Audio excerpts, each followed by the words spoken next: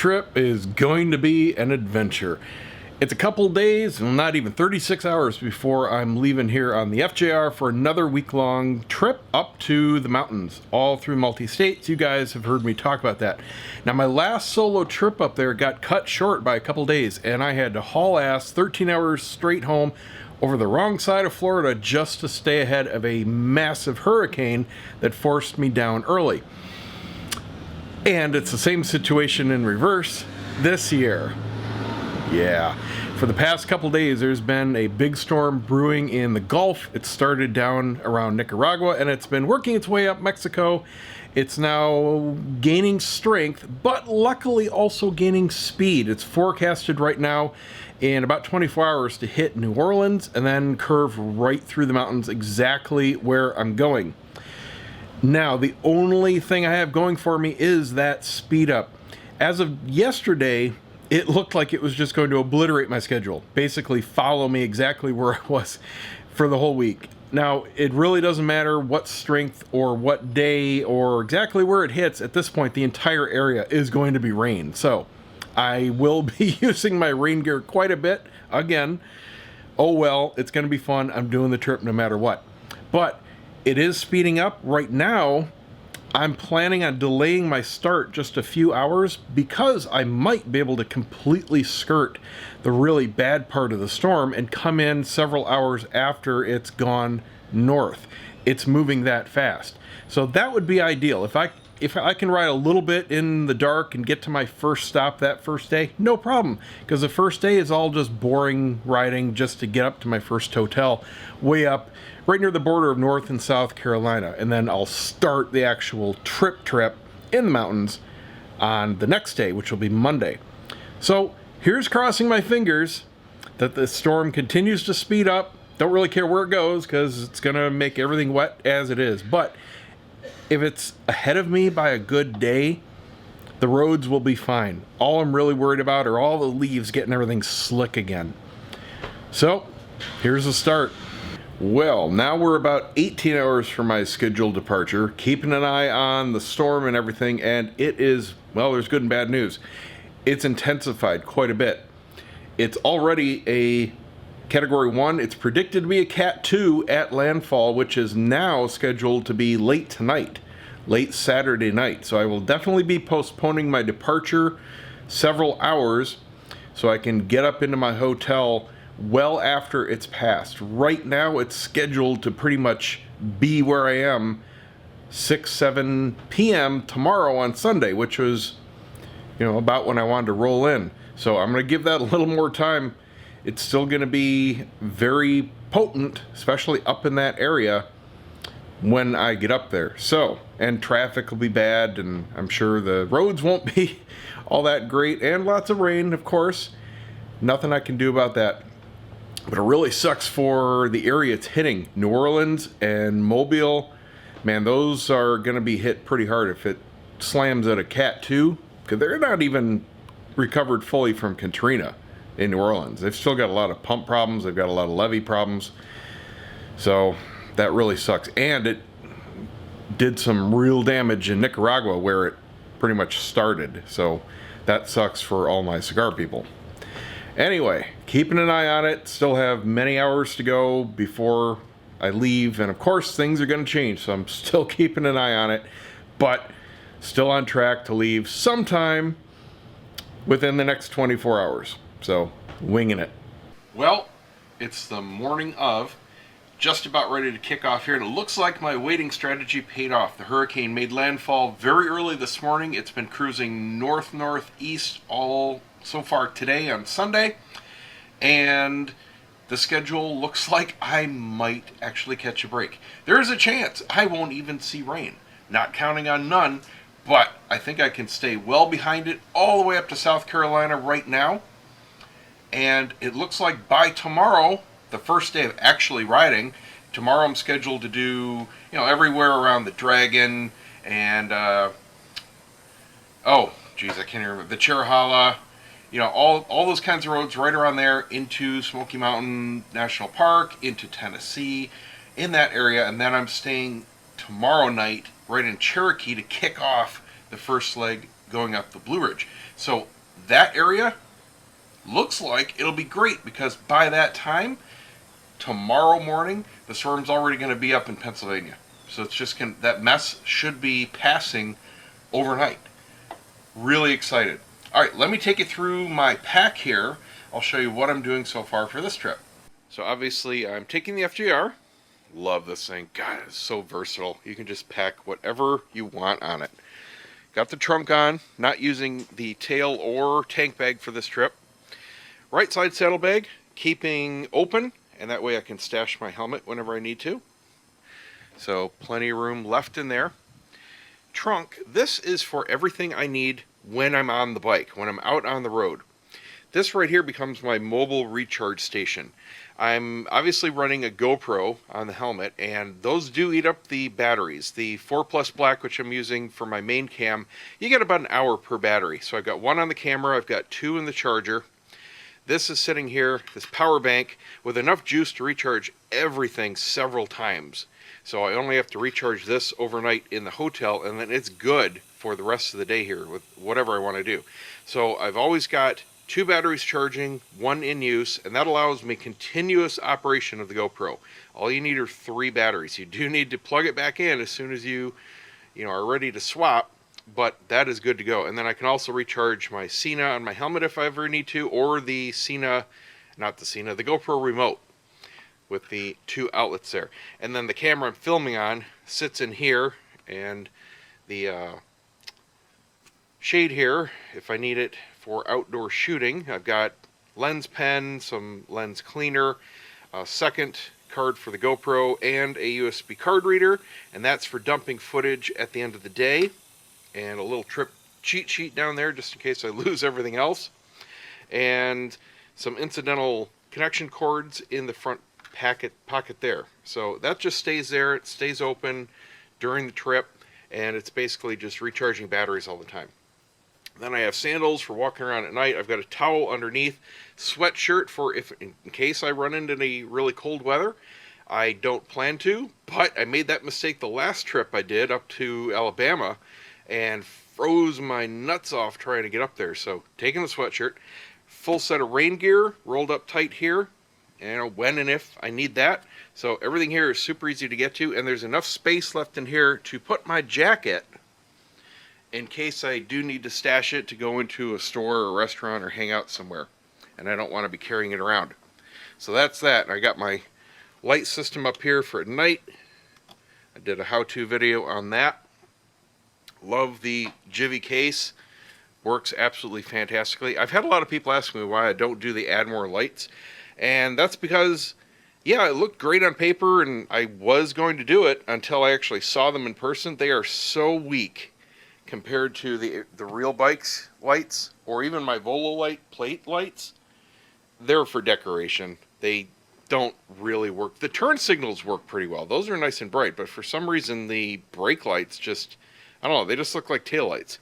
It doesn't match, it's, I don't know. Plus you got the cable that you have to punch a hole through the bottom and connect into your system. You got to do that on and off every time you take the case on and off, and I don't know. If they were super bright, it'd be a no-brainer, but whatever. These work as reflectors about as well as they do with the taillights in. So the left side case, this is my hotel pack. This is everything I need in the hotel at night. I grab this, I go. I don't need anything on here on the road. So in here I've got my iPad, my Chromebook. My iPad I use for entertainment and work in the hotel. And the Chromebook I use mainly as a transfer station. I have an external hard drive, a portable that's powered by USB, and that is storing all my footage off both cameras that I dump every day. And this basically just is a go-between. So the card reader plugs into here, external drive plugs into here, and I transfer. And I can do a little bit of work if I need to. Shorts, shirts, both for riding. I've got my wicking shirts on while I'm riding, and I've got t-shirts for at night. Clean underwear, clean socks. The mic for if I want to do any serious recording, which I forgot to put on for this video. Sorry. Toiletries. That's about it. in here. So, lots and lots of power cords, USB cords, adapters, everything goes in this front pocket here. And I usually take my 10-port charger, but I usually only end up using 3 or 4. So I brought my smaller 4-port charger, which plugs directly into an outlet. So that saves me room and another power cord, just making it a little lighter. And I did get enough work done in advance where I didn't need to bring my full laptop, which I probably would have had to put in that other case.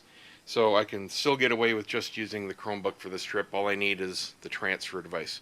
Up here for main navigation and music streaming, got my iPhone in the LifeProof case. Absolutely fantastic combination, touch compatible, blah, blah, blah. Super cheap.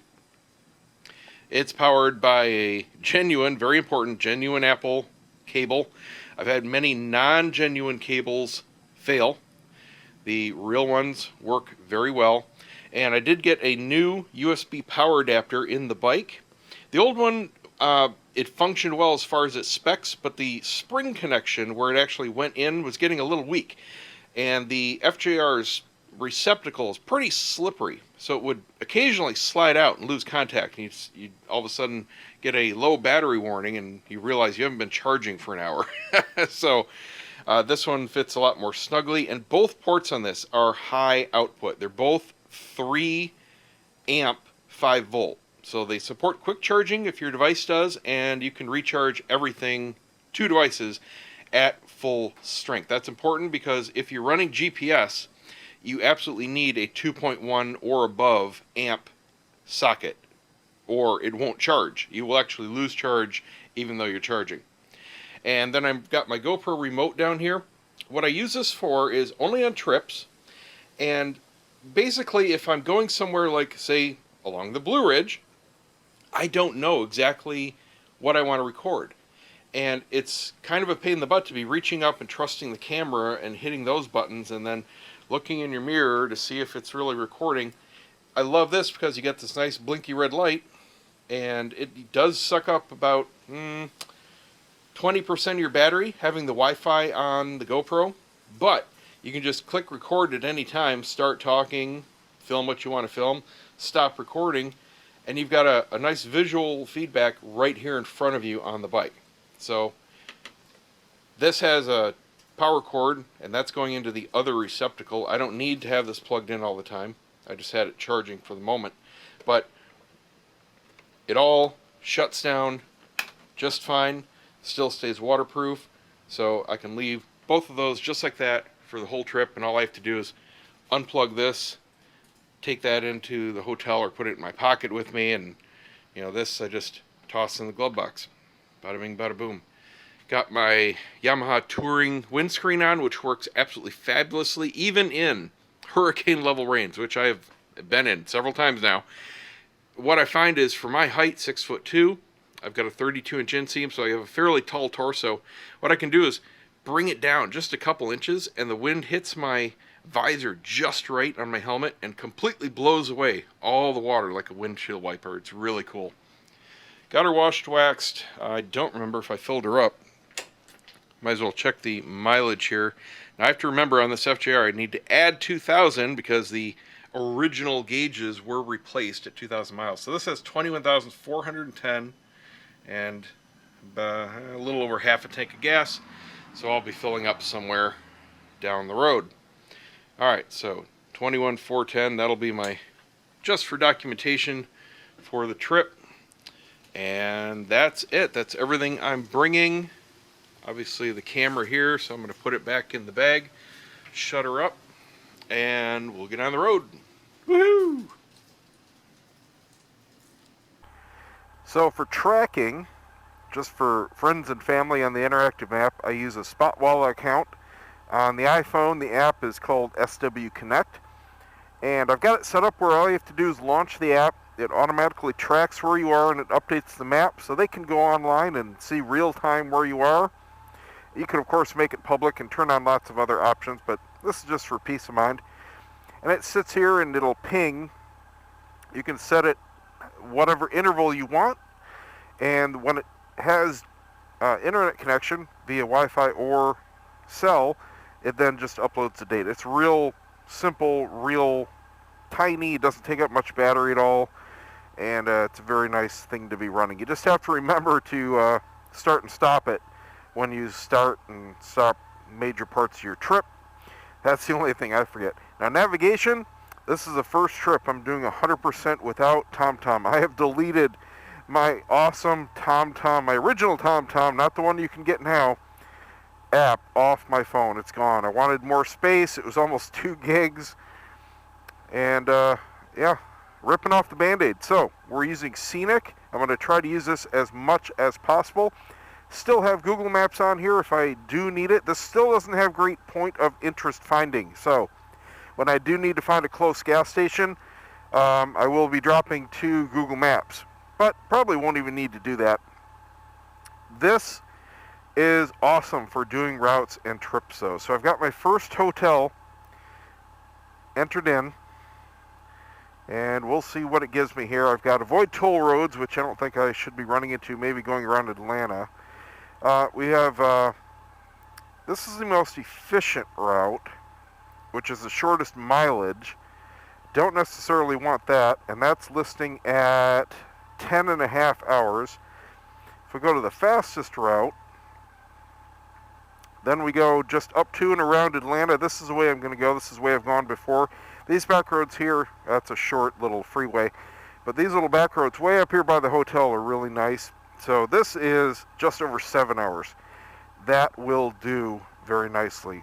So I'm going to go ahead and start that trip and get on the road. Speaking of trip, let's go ahead and clear out one of my trip odometers.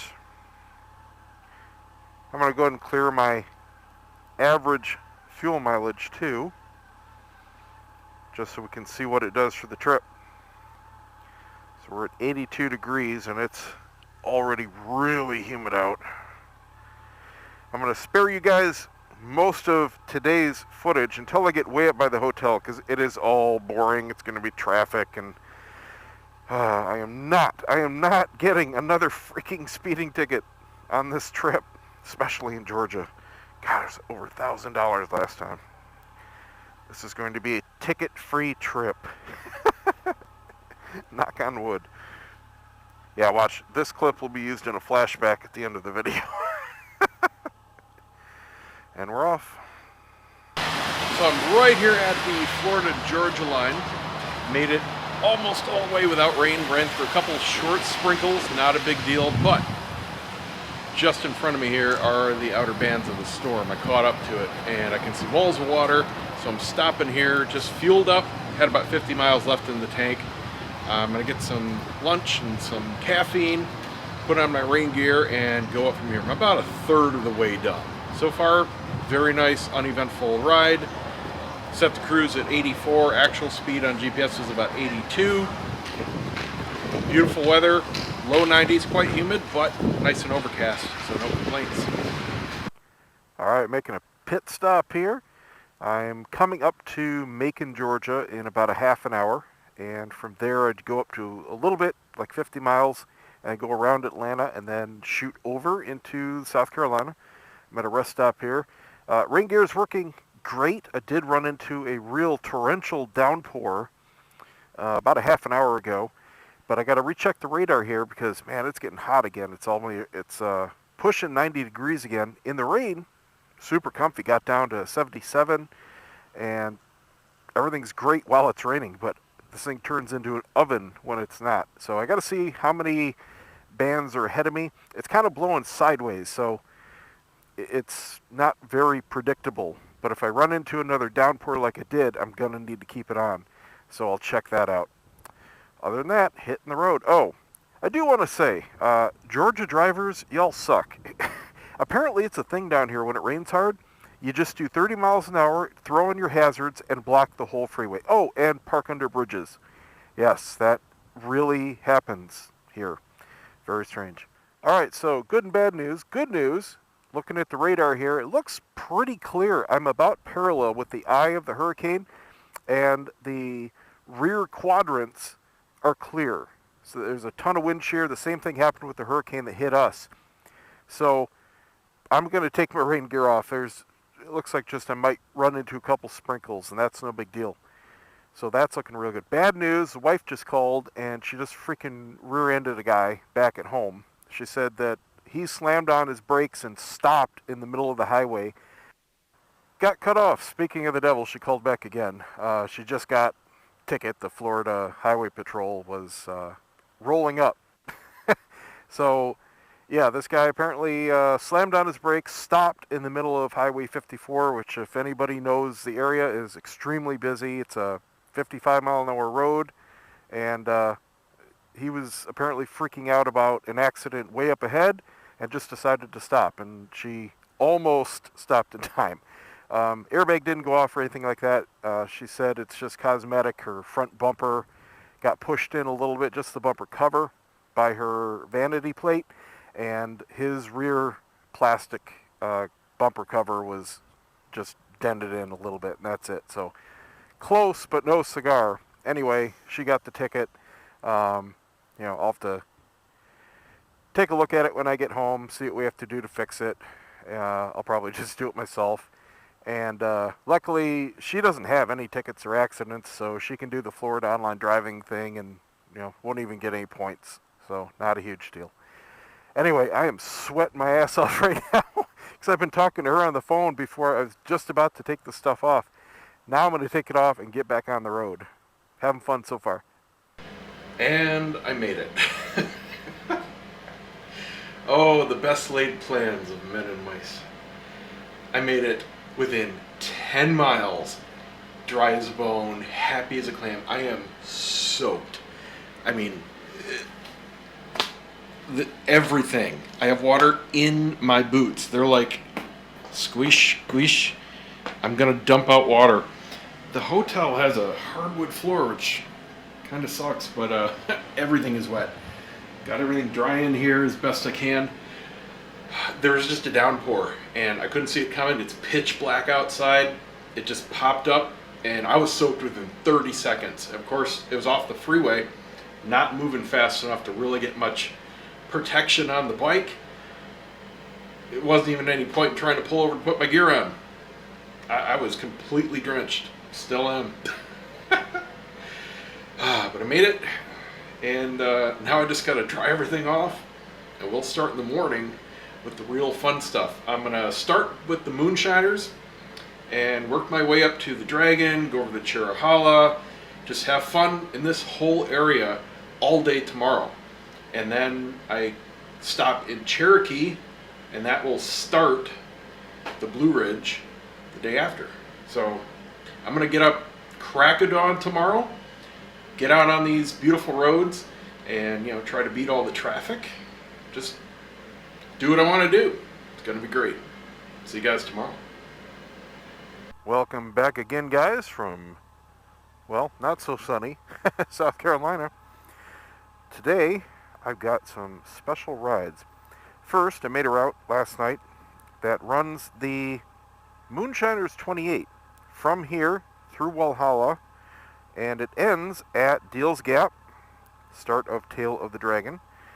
And then I'm going to go run the Dragon, turn around, come back through it again. That starts another custom route. I keep going down to Robbinsville, over the Cherohala Skyway, and then keep going and make a big loop and come back through the Dragon again. All at my pace, whatever I want to do today. It's going to depend on the weather. Today is definitely going to be the gloomiest as the storm makes its way out.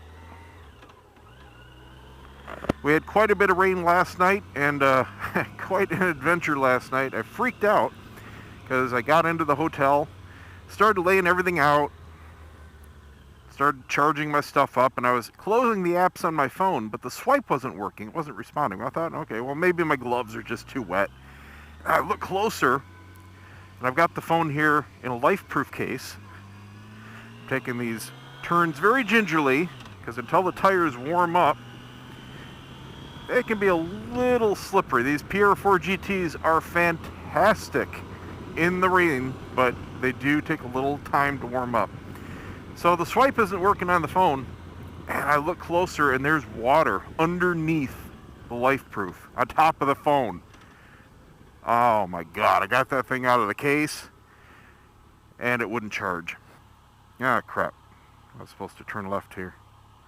Yeah, that's one thing that Scenic doesn't do as well as some other apps, is be real accurate for where you are.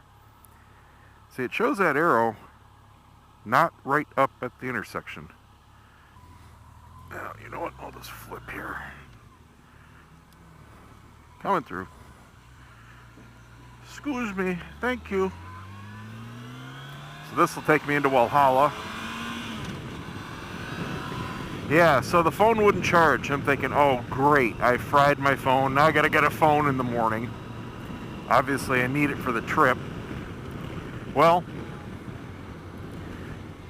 I was wondering why I was getting a lot of whistle through my helmet there. I had it in the configuration for blowing the water out of my face, but I usually have earplugs in, and it sounded quite noisy. Anyway, sorry, keep getting distracted. So I pull it out, it just goes ding, and then the charge light goes out. Oh, that's wonderful. Well, I thought, you know what?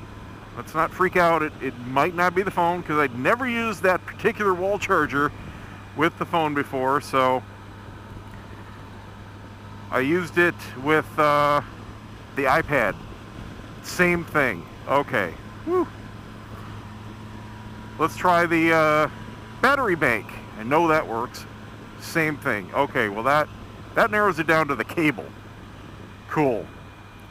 Bad lightning cable, which was really odd because that was a brand new cable. Just came with the new iPad. I had only used it a couple times. So a bad out of the box lightning cable. So I found a Walmart. It was only half a mile down the road there. So I waited until it stopped raining, which wasn't until 1 in the morning. Went on down to Walmart and got a couple lightning cables, got a spare, and got a couple extra pair of jeans, because those jeans from yesterday, I think they're going to be wet until I get home to Tampa. They are soaked. Everything is soaked. I had the heater running, alternating between high heat and high cool, trying to dry things out as best I could. Gloves are still damp. They're okay though. Jacket pretty much dried out. The wicking shirt pretty much dried out. Boots, a little soggy still. My socks dried most of that up, but I can feel my feet a little soggy right now. But I figured with today, everything is going to continue to get a little wet, so it's not that big of a deal. I checked the radar, and it's going to be kind of spitting all day today in this entire area. It's really going to depend on where you are. It's so spotty in the mountains here, you can't really figure out exactly what it's going to be like unless you're in the same spot. And I looked at the radar here on the phone. Where I'm going is actually better than where I'm coming from. So it should start to clear up a little bit, maybe in another 20 miles or so. I've got about 110 miles from here through to the end.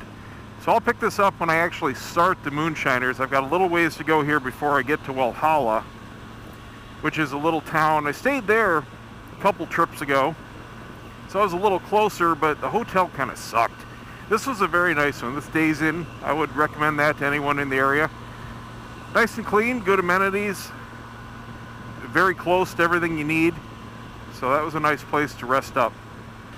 So rain at this level, anything here or below, right as I say that, it starts picking up. The FJR keeps you nice and dry, but right now, as it's coming in harder, now I start to feel it. Great, I'm going to get soaked again. I can't believe this. As long as you're moving, the wind management here and the screen and everything actually keeps you dry below that level. But last night, oh man, I got soaked because I ran into a wall of water. There's nothing you could do. And it actually really freaked me out. This is the first time this happened. It flash flooded on the roads. I couldn't tell. You couldn't see anything. And the splash from the front tire was so bad, it was knocking my feet off the pegs. Like I was hitting something on the road. Oh man, I've never had that happen before. Well, let me tell you what, when it's pitch dark out and the headlights barely illuminating the road, I mean, it's coming down cats and dogs, and your feet come off the pegs like that, oh man. But man, the bike track, like, there was absolutely nothing there. Did a really fantastic job. These tires are, I mean, they may not be the absolute stickiest. You might be able to get a little bit better mileage out of something else. These are still excellent mileage tires, but holy crap, do they track through the rain like nobody's business. At least if they have tread. These still have about, probably 50%. They'll be done by the time I get home. At least done where I want to change them. They'll be just fine for this trip. I'm sure I wore out a good bit of the center strip getting through the boring highway stuff up here. But I got tons of side meat left on these. Really, the only thing that has worn down the sides on these was my last trip up to the mountains. So that's why I'm getting dumped on right now. It's just this tiny little local spurt. Just my luck. Luckily, I'm going north. So I waited in town there for about 10 minutes and it just wasn't clearing up. There was this permanent spot. Must just be the way the air flows right around the area there. So I headed on out. Quite wet, but really didn't have a choice. Not soaked though. Almost out of this little cloud here. I'm actually on 28 right now. And in just a little bit here, we start the actual nice twisties, and it'll be nice to have dry twisties. Taking it easy here while it's wet, of course. Maybe stop at some waterfalls. I don't know. I've never stopped at them. I've been through here a number of times, but really haven't done much sightseeing because every single time there's something that comes up like rain. We'll see. I've been waiting for these curves for so long. I'm anxious to see what the trees look like in the higher elevations. Got about 15-20% color down here on the floor. So it should be better the higher I go up. So far, hardly any leaves on the road. This is beautiful, even after the storm. I was a little concerned about that, but nope. This trip is working out very nicely, all things considered. Love these roads. Just still taking it easy. It's still very wet out.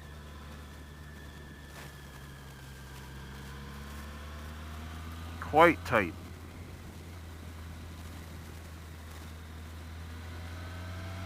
Oh, got some fog going on. Don't know if you guys can see it. Just drifting right over the road here. Beautiful. This is 100% fall. This is what you think about when you think about autumn. Misty, damp. I can smell the damp woods. Very much reminds me of back home in Michigan. You don't get anything like this in Florida. Duh. I don't even mind that the roads are wet, because I prefer to take these kinds of roads leisurely rather than haul ass. It's fun doing that, but it's a little stressful for a vacation. This is great.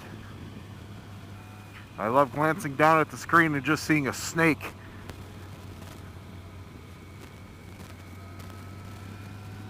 I think it is dry enough now. I'm not noticing too much active rain. Or I can put my screen down, because that really affects my visibility. Oh, that's better. And a lot better airflow. Dry out my helmet a little bit. Hey now, little bird. So just for everyone's info, if you want to do this ride, to get to this part where it's actual nice twisty road, it's about a half an hour from the start in Walhalla. Even though that's the official start of the Moonshiner 28, and it's really where you have to start from because there's no real major junction before there. The roads in between here and there are just kind of boring. I mean, they're nice, but they're not twisties. A lot of people say this road is comparable to the Tail of the Dragon, and while individual corners may be, the Dragon doesn't have any kind of what you see here. Long stretches and gentle curves. The Dragon is just 40-45 minutes of tight twisties non-stop. So I don't compare it to anything like that. There are lots of roads that I've hit that do compare to the Dragon, but they all have something that makes it not quite as good. Sometimes, yeah, you'll find roads that are nice and twisty and nice long stretches and everything, but you'll have lots of houses and driveways. The Dragon has nothing. It doesn't even have an intersection. So that's what really makes it unique. It has all the qualities. I'm not saying it's the best road in the world, but that's what makes it unique. Long string of tight twisties, no intersections. The only thing that'll slow you down are slow riders, slow cars, or an accident.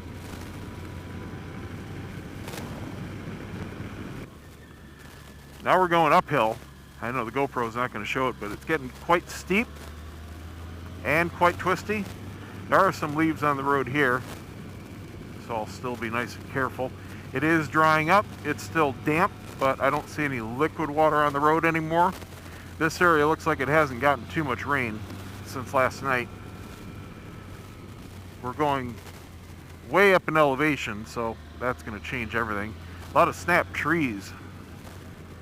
I don't know if that's from the storm or what. There's quite a bit of debris on the road, pine cones. These are all needles, the red stuff you see. Slick as snot, let me tell you what. I'm trying to look as far ahead in the corners as possible. The problem is, you can only look so far because there's mostly cliffs. So you end up looking, 20, 25 feet in front of you. It's weird when you're used to being a good rider and scanning the horizon. Well, there isn't any horizon. You're forced to do what you're not supposed to do, and that's look in front of your bike. You got to get over that going through the mountains, though, because that's just how you ride. I'll tell you one other thing I love about this weather. It keeps everybody else off the road. Same thing happened to me a couple trips ago going through the Dragon. I think I've got the only video on YouTube with zero traffic all the way through the Dragon run. Just because it was wet out. Benefits of having an all-weather bike and good tires. Oh, yes, that's what I'm talking about. Lots of debris in the road. Gotta be careful not to run over anything sharp. Make sure you go over the tracks of other vehicles that have gone through it when you do something like that. There was a lot of that kind of stuff around me from all the hurricanes.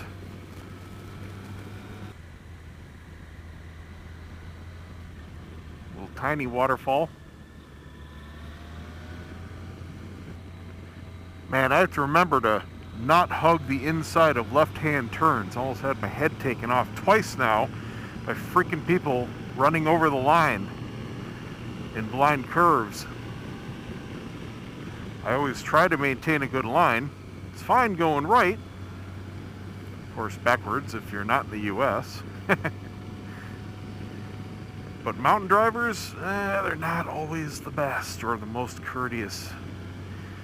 So just do yourself a favor and stay towards the middle of the lane.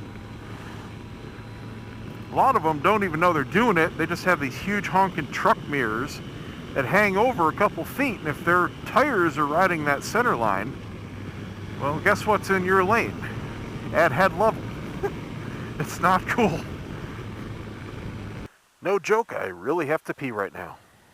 So I'm here at the first waterfall. Got quite a flow going. It looks a bit more than the last time I was out here. Let's go check it out. That's some pretty good height.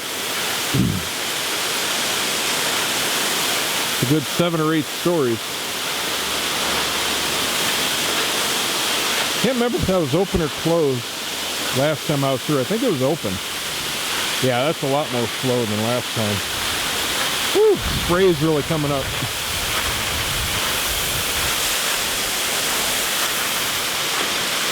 There you can see some perspective, how big that is.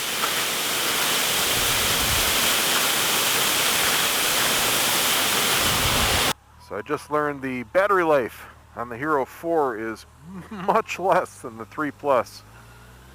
And I really should have mounted my remote somewhere where it was more in front of my face. I'm not sure at what point I got cut off, but I was in the middle of telling you guys that I was supposed to have a new comm system for testing on this trip. I had pre-ordered the new Sena 20S Evo, which is the next generation 20S, and I was excited to try it to, number one, get some better audio quality when using with the GP10, which is what I interface to the GoPro with for my audio. And I wanted to get rid of the popcorn noise problem that's been plaguing them for a long time when talking with other riders. And some nice extra distance would be a good thing.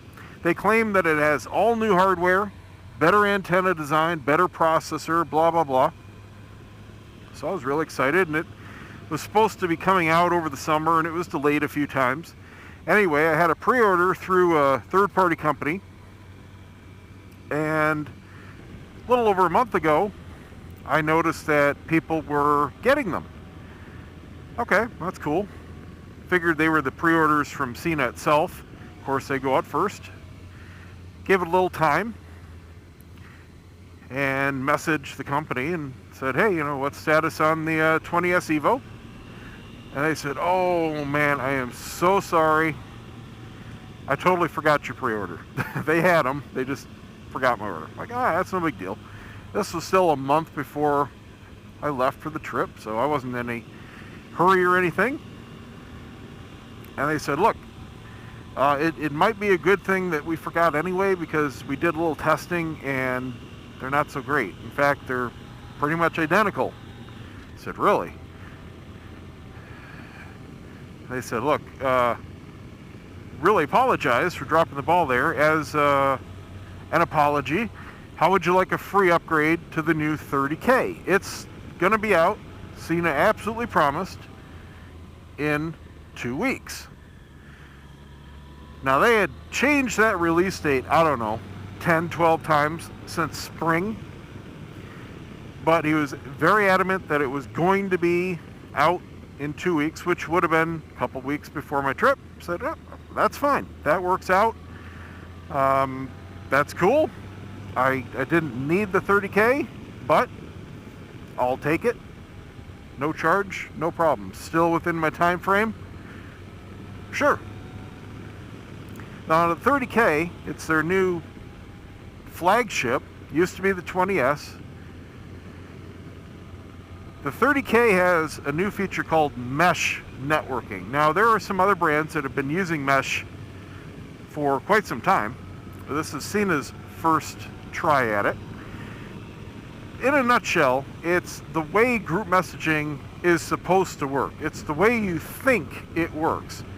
Before mesh, the way you connect to other riders in a group is either in a daisy chain, you're connecting to the guy in front of you, he's connected to the guy in front of him, or one comm is connected to everybody.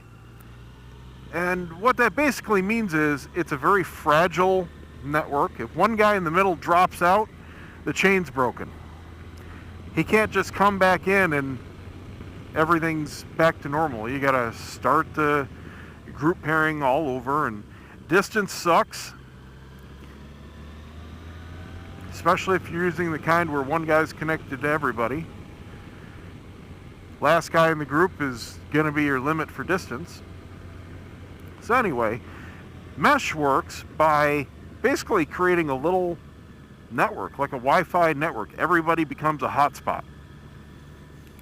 And that's oversimplifying it, but all you have to do is be in range of anybody in the group, and there's no limit to how many people can be in a group. So it basically becomes like a local party line.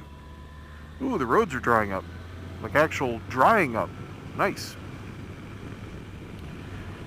So you can come and leave, you can leave and come back into the group and nothing happens. I mean, you start talking. Nobody else is affected by anybody else in the group. So that's the way it's supposed to have been working. That's the way you think networking in a group works. So it works that way, plus it works like normal, and it connects to all the normal Bluetooth stuff. And of course, it's supposed to have way better hardware and better processor, better battery life, range, FM radio, and all the features that Sena has to offer. They're in the 30K. All right, cool. So 2 weeks comes and goes, nothing, of course. Then at 3 weeks, in a obscure place, in a reply to a comment on a post on Facebook, some Sena rep says they're finally shipping to pre-orders. Now he meant to direct Sena pre-orders, not third party. I'm like, okay, well, that's still probably okay. Not counting on it at this point. So another week goes by, and this is pretty much the last possible time I could have it is if they say, yeah, it's shipped out, here's your tracking number. Well, I contact them again. They say, our entire shipment got lost. We were supposed to have everything in last week. Sena now promises that we're going to have them in a couple days. And of course, that's too late for my trip. So I probably will have a 30K sitting at home when I get back. So too late for the trip, but at least I'll have it to try and test. So I'm excited about that. But I did look forward to putting it through its paces here on the road. Really going down in elevation now. My ears are popping. Roads are starting to get wet again. So it looks like at whatever elevation we just clipped there, it was dry. Still got about, I'm guessing 50 miles or so until we end and run right into Deals Gap. By that time it'll be pretty close to noon. So I'll hang out there a little bit, maybe shoot some video. Usually there's something cool going on right at the lodge there. Sometimes you'll have bike clubs or car clubs. Now it's a Monday, and I also love coming through here on a weekday. Weekends are crazy at Deals Gap. It's kind of to be expected. And of course, being this late in the season, school's in session, so that helps thin the herd as well. This is really a great time to come through here. But if you're coming through like me here for the color, it is a crapshoot because you can't really predict which week is going to be great for color, and it really is a week period. You get about 1 week before everything goes from full color to the leaves dropping off the trees. Right now, they have not started to drop, but given the color I'm seeing down here, they may be just starting to drop up at elevation. They're probably 1 to 2 weeks here from dropping down at this elevation. So you really have to play it by ear. Unfortunately, I can't do that because I have to book everything in advance. And I did that a couple months ago. But if you live in the area, obviously you can go get the best color shots better than anybody.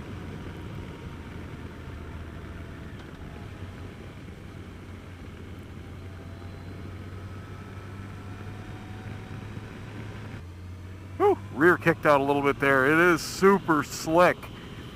I just ran over that center gunk. That's why I've been trying to stay in the tracks here, even going around the left-hand turns. It's so slick it feels like you have a flat tire when it kicks out. Of course, I have traction control and ABS on, but it doesn't do you any good when you're running sideways over the stuff. It's going to slide out no matter what. Stopped for a quick fuel and bathroom break. Got a little bit of water. Want to fuel up before I get to Deals Gap because quite frankly it's a pain in the ass getting gas there. They only have 2 pumps. There's no cart at the pump. You have to go inside to pay. And if there's a line of bikes, man, it is slow. Plus, they only have premium. It's a very limited selection because, well, they're in the middle of nowhere. So getting trucks up there is kind of a pain in the butt. And by just carrying premium, at least they can supply everybody, no matter what kind of fuel they need. But you do end up paying a lot more if you don't need premium, like me. So pretty much every other station has normal selection, but if you get stuck in Deal's Gap, you're going to pay close to $3 a gallon, and it's going to take your time. Got a Goldwing parade there. Going through the little town of Franklin here. So we just make a quick little jog, continue down 28. Now we're finally seeing foothills of the Smoky Mountains. What we were going through back there was really nothing. Now we can see the beautiful vista. Got clouds rolling over the peaks there. Morning mist. Of course, these are still very tiny. Just the first ones here on the outskirts. Now, I did see some signs for waterfalls, and I had looked up area attractions and stuff like that, and most of them require a little bit of a hike. And I am in absolutely no mood to do any kind of hiking, especially with soggy feet. I just want to ride. Wow, something that's new this year.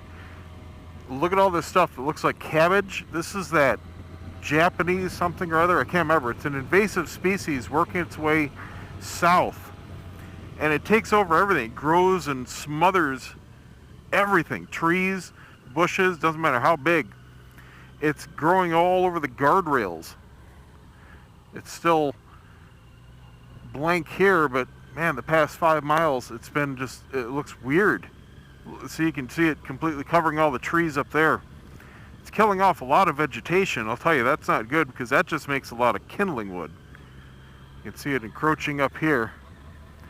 Very strange. See, it completely took over those vines up to that power pole. It took over the power pole and the support lines. It's just absolutely dominating. Oh, and I'm stuck behind this freaking truck parade. There's no straightaway to pass, no pull-offs. But at least it's construction, so I want to take it a little easy anyway. For the past 5 miles or so, and it just ended, they had this lane completely repaved and they were working on the other side. Looks like this is completely redone. So beautiful road conditions, needless to say. This guy's such a dick. He's doing 5 to 10 under, laughing his ass off, looking back at me in the mirror. I'm not on his ass or anything, he's just a dick. Finally, I got past him.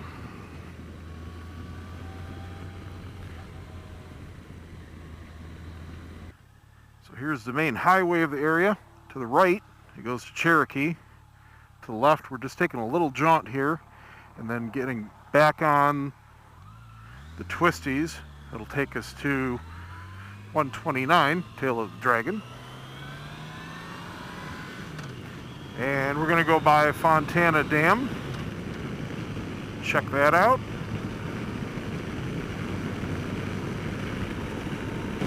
The Little Tennessee River. Man, now I'm second guessing myself about the tree color. I can't remember if the upper elevations change first or last. I thought they went first. But now for some reason in my head, I'm not sure. 28, Great Smoky Mountain, National Dam. Oh, this looks like a nice view. Let's check this out. See if it'll be my first picture. Oh, this is where I this is where I took my last one. Wow. Gotta keep up with tradition.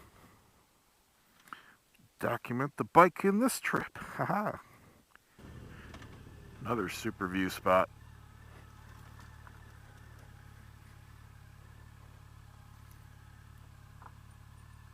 Water level looks about the same as last time I saw it.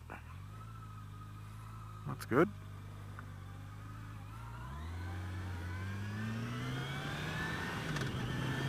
Let's go check out the dam. I don't think I showed it in previous videos.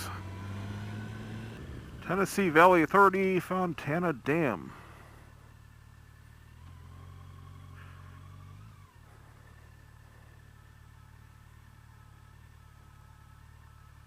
Looks like just a picnic area here. And there's the dam.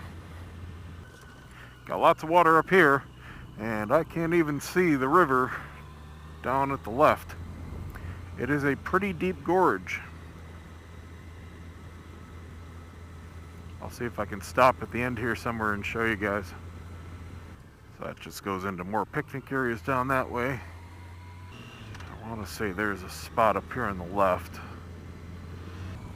Nope, still can't see the floor. You can see how steep the power lines go down. Here we are. This should be able to show you. I'm going to flip around here anyway and go back the way I came. Well, take my word for it. It goes way down. This is part of the Tennessee Valley Authority, who many decades ago dammed up a lot of rivers in the mountains here for power plants. It's the primary power delivery source for many states. I still can't see anything from there. They got a little observation tower, but that looks even obstructed. Oh well. Now these are the fun signs. Getting real close to Deal's Gap now. I think when I get there I'm just gonna snack on the corn nuts I got in the trunk, guzzle some water, maybe get a little bit of caffeine. I do not feel like eating at all. I feel like I've got 5 pounds of food in me, and I probably do whenever I go on a trip. Let's just say it takes a few days to get regular. So I've got dinner from before I left, 3 meals yesterday, and some leftover pizza this morning, all sitting there like lead. Really steep roads now. Quite slick too. We're getting more leaves on the ground. I would love to run the FZ09 through these roads, but no way in hell would I want to ride the thing up here. That would definitely be another trailer trip. 9% grade. Going back downhill. So what do you guys prefer if you've ridden any kind of roads like this? Going uphill or going downhill? It's a very different experience, one to the next, going through the twisties. I definitely prefer going uphill. I think it's because I don't have to brake nearly as much, and I'm much more comfortable controlling the throttle than I am modulating speed with the brake. Well, that's just me. Let me know which one you guys like. Sharp 20-mile-an-hour curve. Challenge accepted. You know, I have no idea. I was just thinking about this. What speeds I'm going through any corners. I'm not looking at the speedometer at all. When I go through these roads, it's 100% by feel. I know if I'm coming in too hot. I know if I'm right in the good range. The bike lets me know where I need to be. Occasionally I'll glance down, and it's usually a lot faster than I thought I'm going. Okay, so this says 20. I'm not looking at the speedometer, but I'll look back on the video and see what I'm doing. So it gets quite steep here. They've got these markers on the road for you. That feels nice and controlled. If it was dry, I could get another 10 miles an hour, no problem. But I'm taking it very safe. Now I know that was more than 20, but I have no idea how much more. Oh, I loved coming over this dam. Actually, it's a bridge. You get these cliffs. It's like a welcome. You know you've arrived finally. Nice dry roads too. Oh, look at that. The bike actually leans when it's dry. Imagine that. Oh, so nice to actually take the corners proper. This is exactly what I was hoping for. When I got up here, the weather would be completely different. And that's what I'm saying. The areas up here are so segregated by the mountains that you can't just go by a weather forecast for any particular area. You have to know how they react to the storm systems. And I knew once I got out of the area I was staying at, I'd be fine. That's why I didn't wear the rain gear. I knew I wouldn't actually need it. And right now I'm perfectly dry. Just from the ride up here on the 28, the wind's dried me off completely. I've got a little bit of discomfort on my legs because my seat and riding underwear were still a little damp. It's just tugging on my leg hairs a little bit, but once I get up and stretch up here at Deal's Gap, that'll be fine for the rest of the day.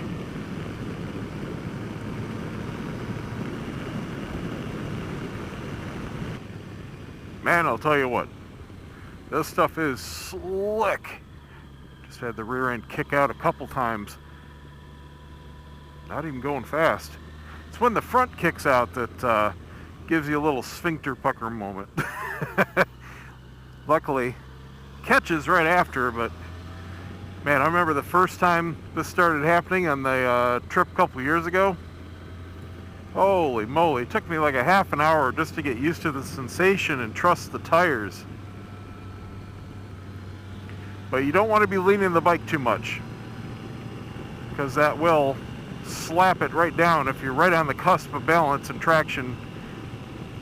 You need to be somewhat upright when you hit this slick stuff. Like right there. Woo. And we've arrived. Deal's Gap, start of the Tail of the Dragon. You've got Killboy's shop there. Got the Deal's Gap Motorcycle Resort.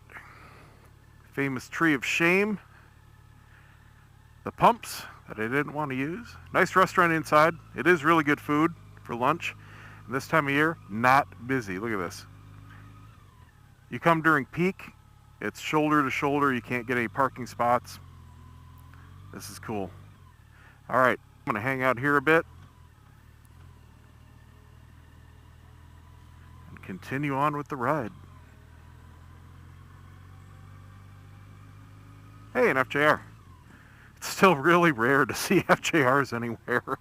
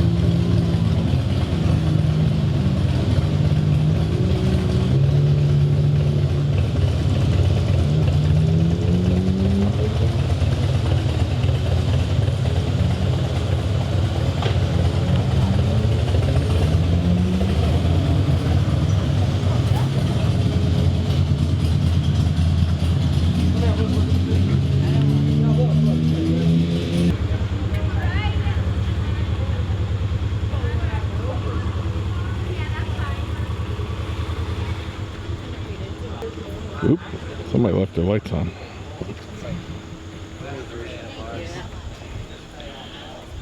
Hope he can start it back up.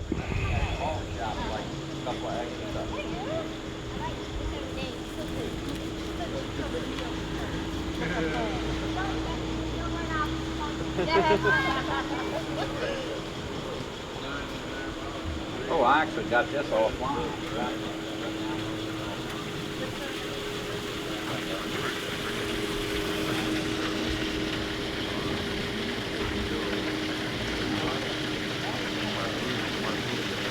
So it's business as usual here at Deals Gap. 95% Harley baggers. Beautiful day. Roads are fairly dry.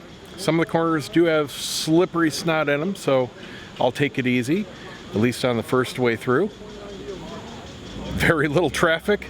Saw a few motos go through and a couple speed triples, and that's really all I've heard running for the last half an hour coming or going. So might not be too much going on, which is fine. Let's check it out. And we're off.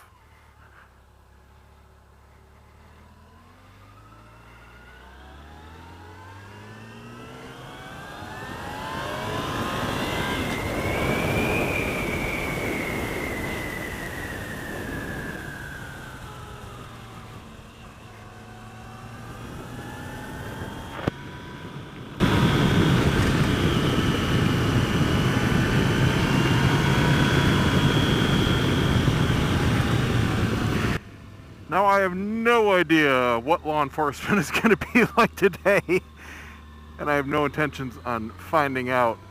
So this is just going to be a nice, gentle, easy run, besides the fact that the roads are still a little slick.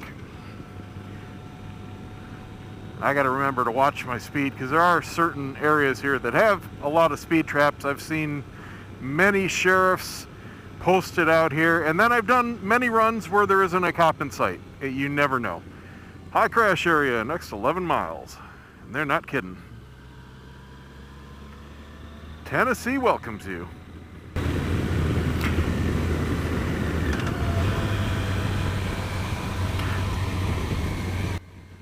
think I'll just throw on some music here, because it looks like I've got a car parade. Even though I'm taking it easy, I'm not taking it that easy.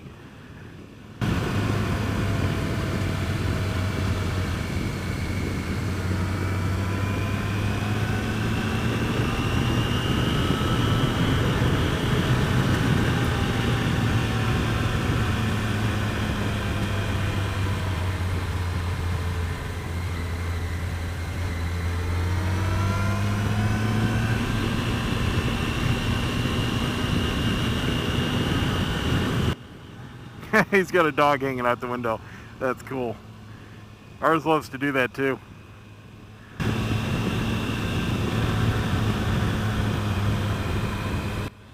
Come on, buddy. Keep it in your lane. That's the number one thing you don't freaking do on this road, especially if you're in a vehicle, is go over the center line. There's no excuse if you're in a freaking car.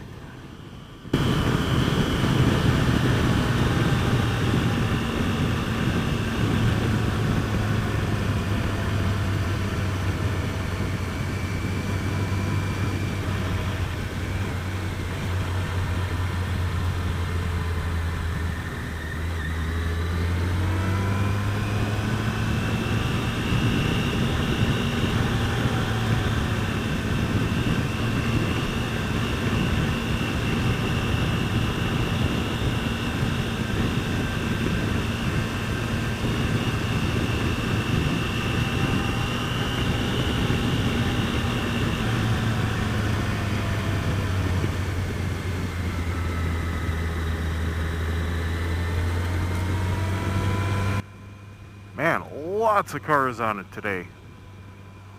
It's unusual. Like normal traffic. When I was sitting there, I saw maybe a dozen bikes in that half hour, but probably 50 cars.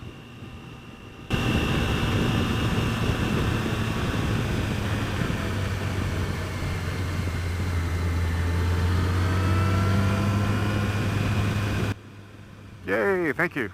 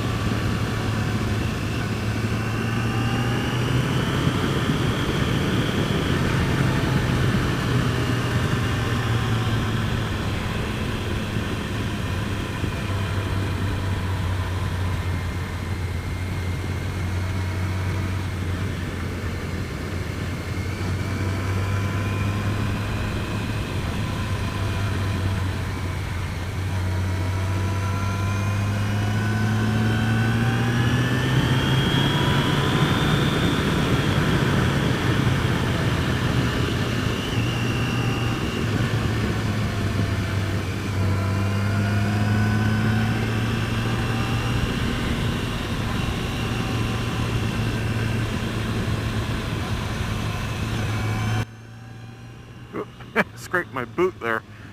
Pick your feet up. Back on the peg, a little bit more.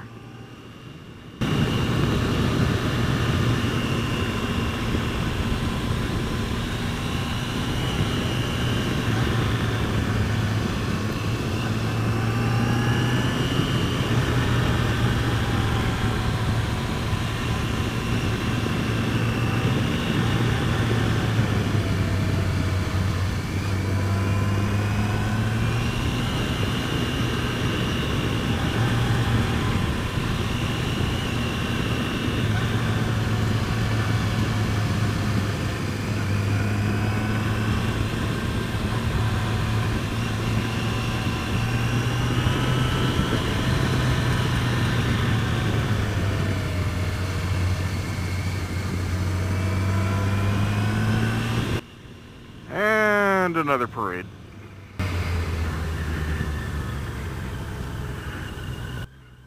Thank you, number one. Your turn, buddy.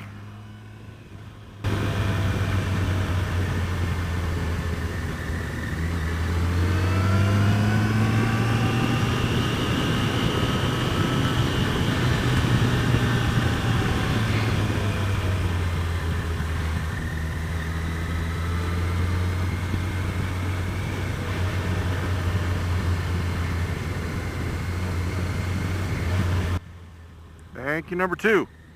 Appreciate it.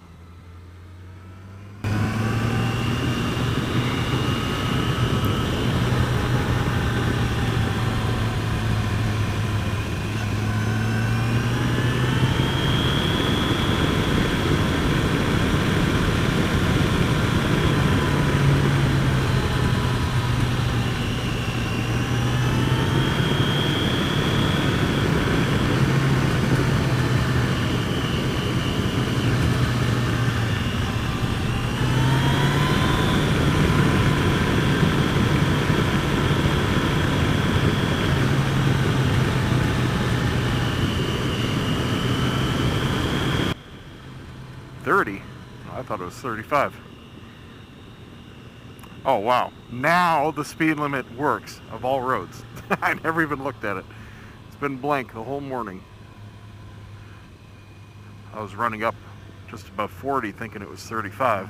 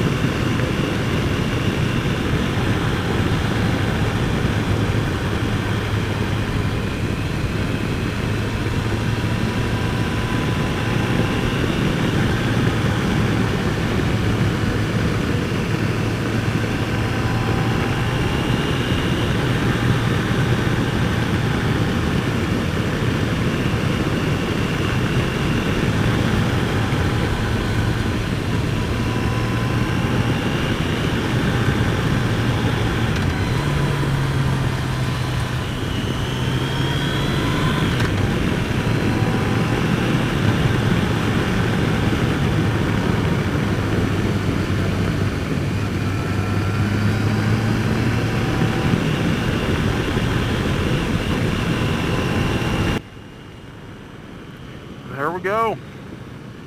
Mile 11 here pretty much marks the end. I use this turnaround as my end point because there's really no twisties left after this. And they get into some businesses shortly down the road. All right. Well, I'm going to turn around, go back through, and then we're going to go over the Cherohala Skyway. I've got to change my GoPro battery first. Stay tuned.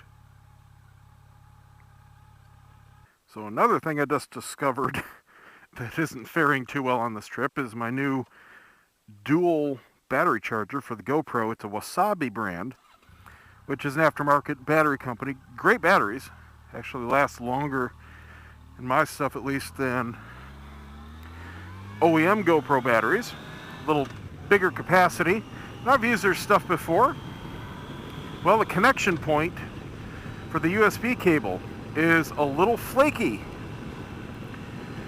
And I'm not getting a consistent charge in my batteries, shaking around back there in the trunk. Just wiggling the cable a little bit. One or both of the charging ports isn't getting good power. So my batteries are not freshly charged when I need them. Not good.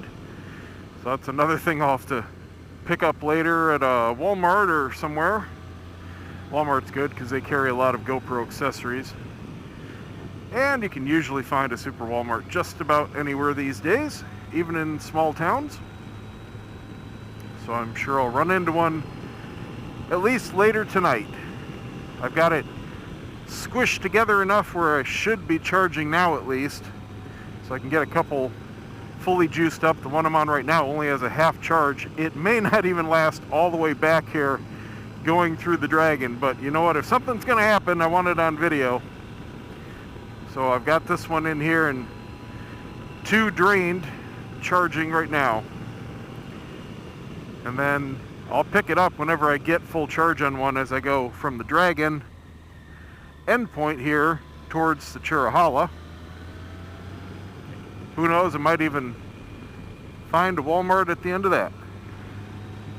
There actually might be one in the middle of that route because I do go through a fairly large town. I'll at least have cell service so I can check. Alright, here, start the twisties again. Time to concentrate.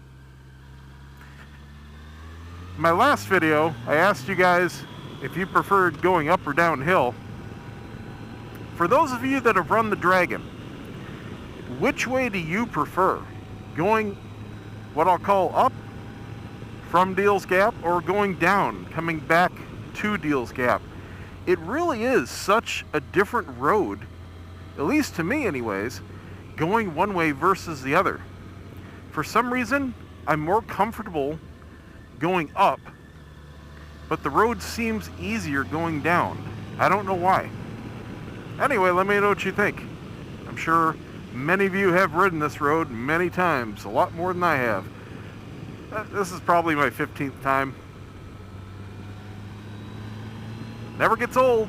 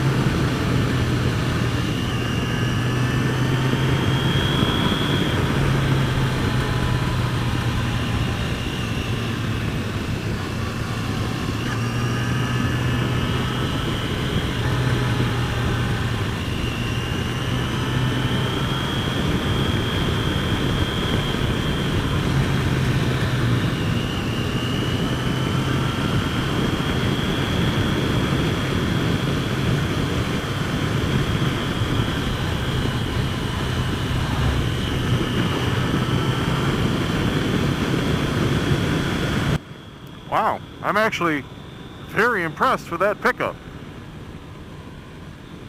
He's hauling ass. And he's staying in his lane? I bet he lives around here.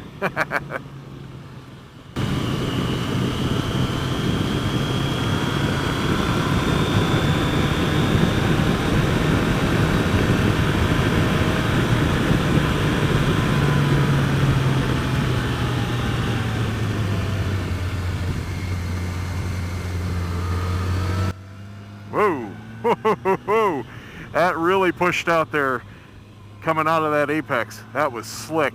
Oh, thank you, dude. Didn't even need that.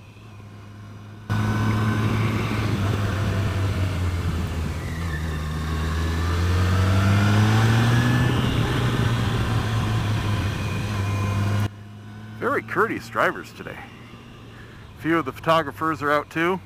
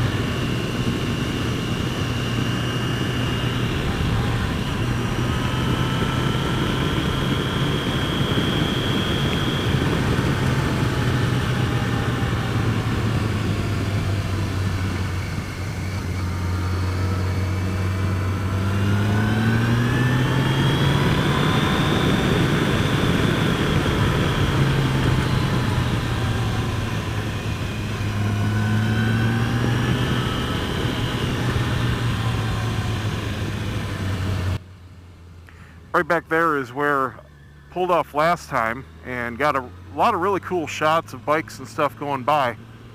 There's not nearly enough traffic out today to do that. I'd be sitting there for hours just to get a few shots. It's too bad.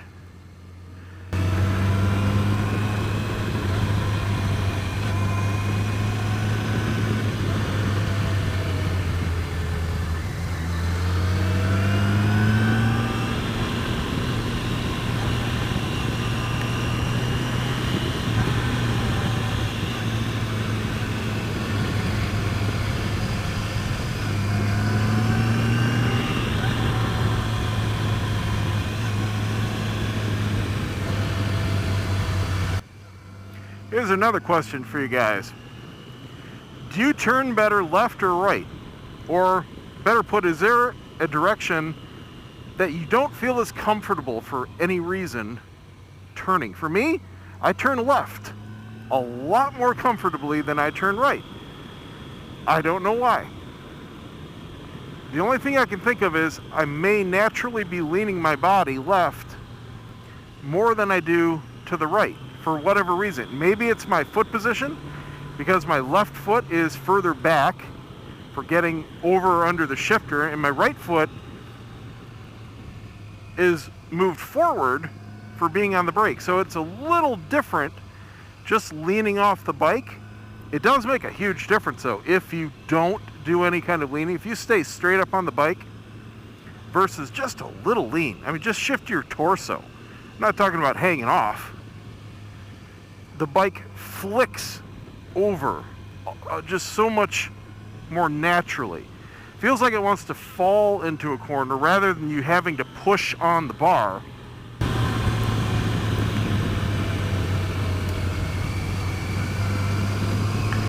But for me, right is an exercise every single time.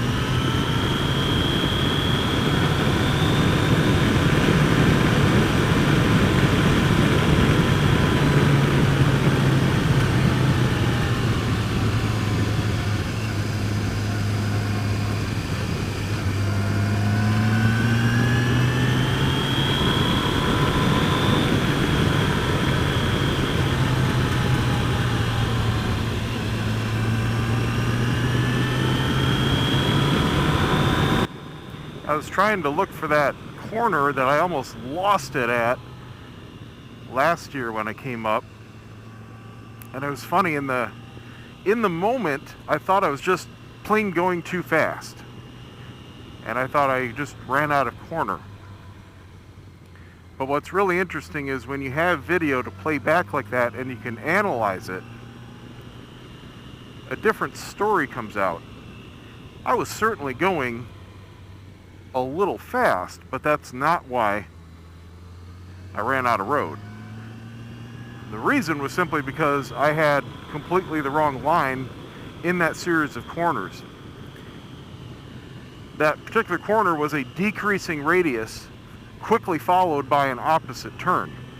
What happened was, I was coming in right at the limit for the first part of the first curve, and I was on the inside. Then when it sharpened up, I was already at my lean ankle, right at the limit. I was already scraping my peg. So it's not that I was simply going too fast. I mean, I was for the second part of the curve. It's that I didn't see it was a decreasing radius. So by being on the inside and then having it sharpen up, what happened was at the end of that, I ended up at the outside of the curve, even though I was still leaning the same amount.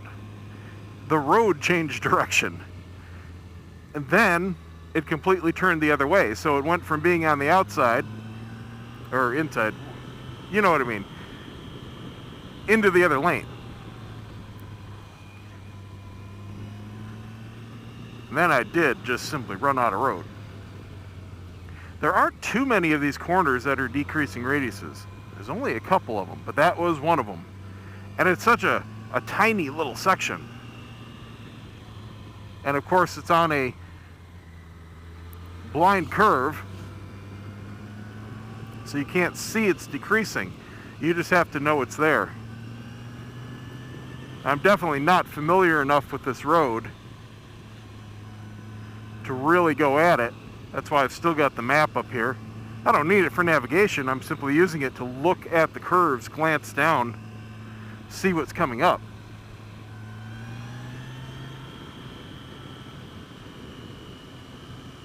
Oh, I should have some really nice pictures from this trip. I think I've passed 5 each way, and they were all shooting. And and with the exception of one time where I was passing a car coming the other way, they've all been clear shots, and most of them have had really good sunlight. And the bike's not all rainy. Had one trip shots ruined from that because the bike just looked all wet. One year I had the rain gear on. That was when I did the run all the way through with no traffic. And I looked like the freaking Michelin man. Stay Puft Marshmallow Man. He's riding through his sunroof with a GoPro. That's cool. So those were horrible pictures. I mean, seriously, they looked like I weighed 500 pounds. Because not only was it sweatshirt, no, it was shirt, sweatshirt, jacket, rain jacket. It was all puffed out from the wind too. So man, I looked huge. And then the next year, it's just like this with just my regular gear. I look like half the person, even though it's exactly the same. So that's cool. Should be able to see those pictures tonight at the hotel. They're really good about getting the stuff up. For anyone new, what they have are private photographers and companies set up, and they just go to the good corners here for photography, and they set up a vehicle or a tent or a booth, and they sit there all day and photograph everything that goes by. And then what you do is you go on their website, usually a day or two after. If it's real busy, it takes a couple days. But on days like today, it'll be up by tonight. They edit the good video or photos and put them up there. And then you can buy whatever you want. I just get the digitals. I don't bother printing anything out. And you get a discount if you buy more than one. Usually there are more than one that are good. They take, if it's a day like today where there's no groups of anybody riding, you'll get a dozen shots per corner. So you have a lot to choose from. And they're very high quality. They're all very high resolution. They're professional photographers. And they don't put up the crappy ones, which are very few and far between. Usually it's a montage of you going all the way through the corner. And you just pick the best one or ones that you like. And you buy them and you can immediately download them. It's really cool. And there are 3 or 4 different companies doing that. So far today I've seen Killboy, who's the original, and he has a shop right there across from the lodge, and he sells his stuff there. He's got a lot of branded stuff, shirts, and he's got some GoPro stuff. Oh, you know what? He may have a battery charger. Just thought about that. But he does have basic electronics, and he has a charging station there if you need to recharge your stuff in a pinch. So that's nice. He's not open a lot. Does have some limited hours, but he's open during the day. And then you've got 129 photos, 129 being this highway. And I think you've got Dragon Slayer is one of them. And I think there's one that's Tale of the Dragon photos or something like that. Anyway, there's a bunch of them, but I've only seen, I think, 3 here today. I'll have to check them all. I know I saw Killboy, I saw 129 photos, and I think I saw the Slayer one. I can't remember what the website's called. But anyway, I should have a whole bunch of great photos. And definitely don't show off for the camera. They all have their crash montages too, from people doing just that. You know, they get all caught up in, I'm gonna get as low as I can, I'm gonna go super fast, I'm gonna get an awesome photo, and then you end up crashing right in front of the photographer. Or worse, crashing into somebody else. So don't show off. Just pretend they're not there, they'll do their job, and everybody will be happy.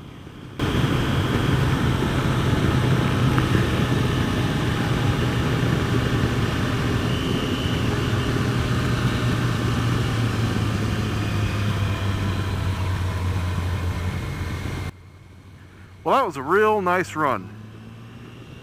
I can definitely do it way faster if the road's nice, but no cops today. Didn't have to worry about how fast I'm going. I just did it at my pace I wanted to.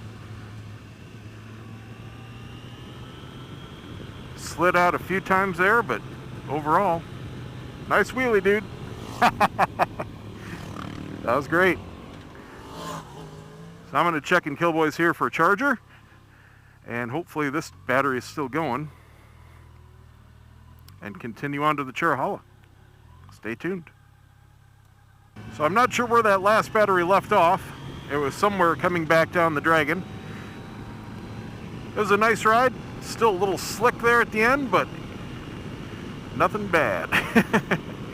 So I just jumped on, just hit the entrance to the Cherohala Skyway here, entering the national park. We've got about an hour to go. It's about 40 miles or so. Another FJR, 2 FJRs, wow, very rare. There's a restaurant at the far end that I may stop at. I'm still not hungry, but I haven't eaten today, so I may just wait till I get into Cherokee though. It's going to be pushing dusk, and I don't really want to be out riding around after dusk. It gets a little sketchy, especially since I still have to go through the Dragon again to get back, and then all the way to Cherokee. So I'll probably wait, but this will be a nice ride. There are technical sections, there are sweepers, there are what would be high-speed runs if there wasn't a speed limit. It's a very nice ride, and it goes way up and down in elevation, several thousand feet, and the road should be absolutely beautiful. They were in the middle of repaving it the last time I was here, not even a year ago, and I can tell you right now, this surface is like glass, just like Florida, except it moves up and down. Oh my goodness. Starting to see some color now up here. That looks beautiful. I've seen so many spots here where I'd love to stop and take a picture, but there's no place to actually stop.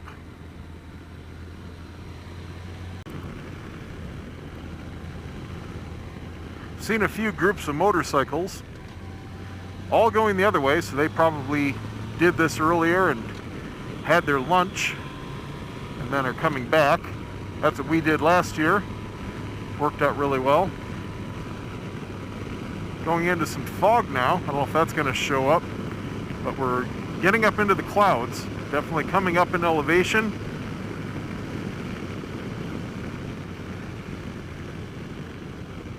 Caught up to this guy. He went by me a good 10 minutes or so before I left the little pullout at the beginning.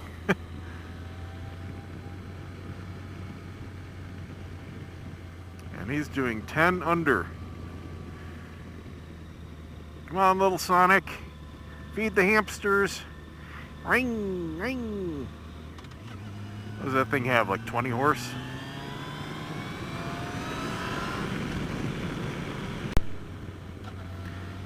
Interestingly, I can feel a difference in the engine. If I go up into fifth, normally I've got tons of torque no matter what I do, but nope. Not much going on. Definitely have to have it more up in the power band. It's just from the elevation, but it's seamless. Bike's responding absolutely normally. You'd never know if you're at 9,000 feet or 0.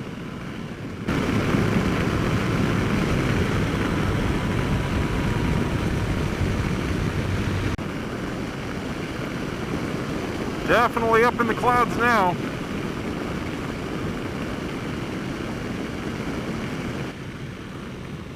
Going through a stretch of downhill twisties here.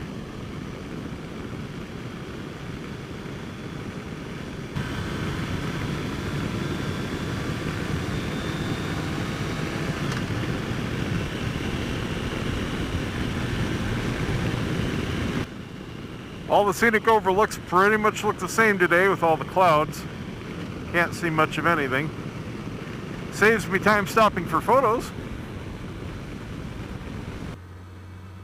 So I just came off the Cherohala, and then I hooked up on State Road 360, which was another beautiful 2-lane highway ride. And now I'm on these back roads, and they're very small. Just went over a one-lane bridge. Very residential, a lot slower. Interesting road. Beautiful scenery. Went over a bunch of lakes, over bridges, through pastures. Very nice scenery. Still on the lookout for my covered tree kind of road shot that I have in my head. I don't think I'm going to find one here, but I know there are several spots. That's pretty darn close. Pretty darn close. Several spots along the Blue Ridge that I'm looking forward to seeing how they look, because I saw them a couple years ago, and man, in the right light with the right leaves, it would be postcard ready. So anyway, I got a bunch of this to go, and this will take me to the back end of the Tail of the Dragon again, and I'll run through that and then find my way to Cherokee and find my hotel for the night. I think it's going to be dark by the time I get through. Woo! Oh man, I love these hills. You can't even see the other side of these little things. It's really fun. That's why I'm not going so fast. Anyway, I think it's going to be dark by the time I get through the Dragon. It won't be sunset, but the sun will be over the mountains running through it anyway. And the biggest reason I don't like running around here at night is wildlife. There's a lot of it. I saw a ton of it coming into the hotel last night, and you see deer just, walking alongside the road, lots of possums. I'm sure you might have seen a lot of roadkill just along the videos. So it's out there. Really don't feel like hitting anything. I've hit a deer before, and it's not pretty, and that was in a car. I'll pick this up when I get back to the Dragon. Beautiful lake just north of the Dragon here. Got about a mile to go. I'll definitely do this loop again. I really think this is the way to go, going over the Cherohala and then coming back over, doing the Dragon. I even like the time of day I did. Alright, here we go again. Yeah, it's getting dark. The visor should lighten up. I've got the auto tinting transitions visor on it here. Does a really good job. The only time it doesn't keep up is when the sun is flickering through the trees as it filters late in the day, or going through tunnels. You have to lift it real quick. Other than that, it's fine. Cloud cover, normal sun changes. It's perfect. It's already lightening up a little bit here.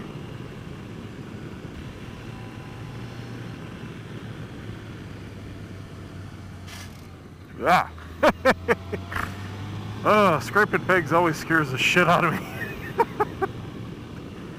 I never do it at home.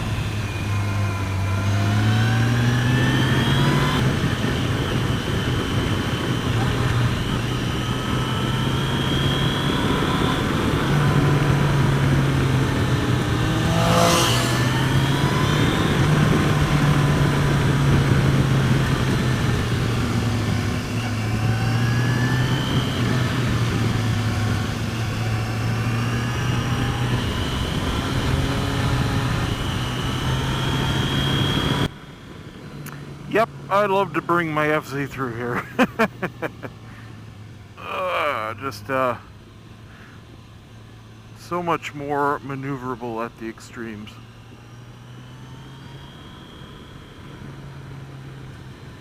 Doesn't help that I got this loaded down with luggage either. That definitely makes a big difference on this.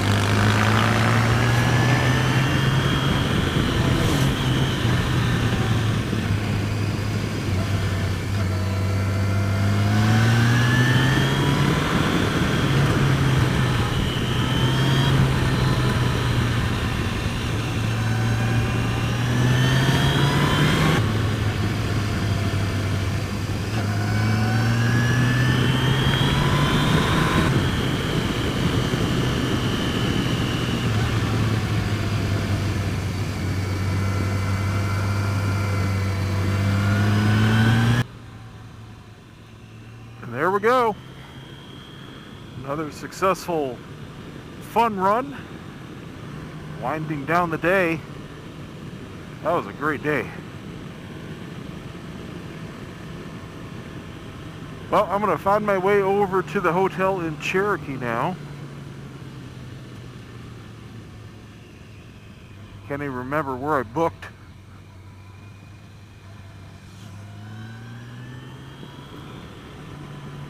Check in, get all my stuff put away, and find some dinner, maybe have a cigar.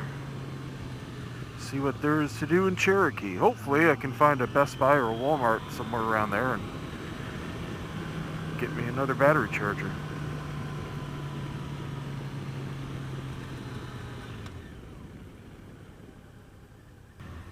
Finally rolling into Cherokee here, just as the sun is setting.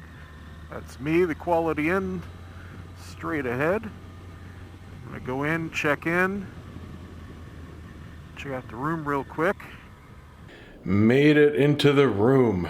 Whew. Okay, 7 o'clock is the hard limit for light, so I know that going forward here. And man, that was a long day. That is my limit for that type of riding in one day. I am beat. I was gonna go check out the casino, see what's around. No, I'm in my comfy clothes. I'm gonna stand in the shower for a good hour, find something that delivers. I'm kind of in the mood for Chinese, and stay put. I'm gonna get a good sleep tonight. I am beat. My wrist, forearm, bicep, shoulder, oh, it's just pounding. But it was a ton of fun. Absolutely beautiful ride. The closest Walmart that I found is in Silva. It's not too far. That's where I stayed last time. It's not close enough where I want to go tonight, but I might just stop there before I go up the Blue Ridge in the morning, because that's kind of on the way.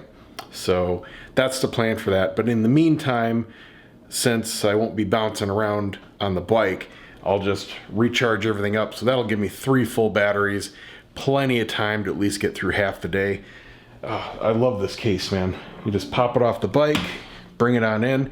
It's great for hotels like this where you don't have direct access to your room. I had to come inside and I'm up on the second floor. Oh, kind of cool view here. Quality in here, nice stuff, I have to say. I think this was 82 bucks. It's pretty much a mini suite and it looks brand stinking new.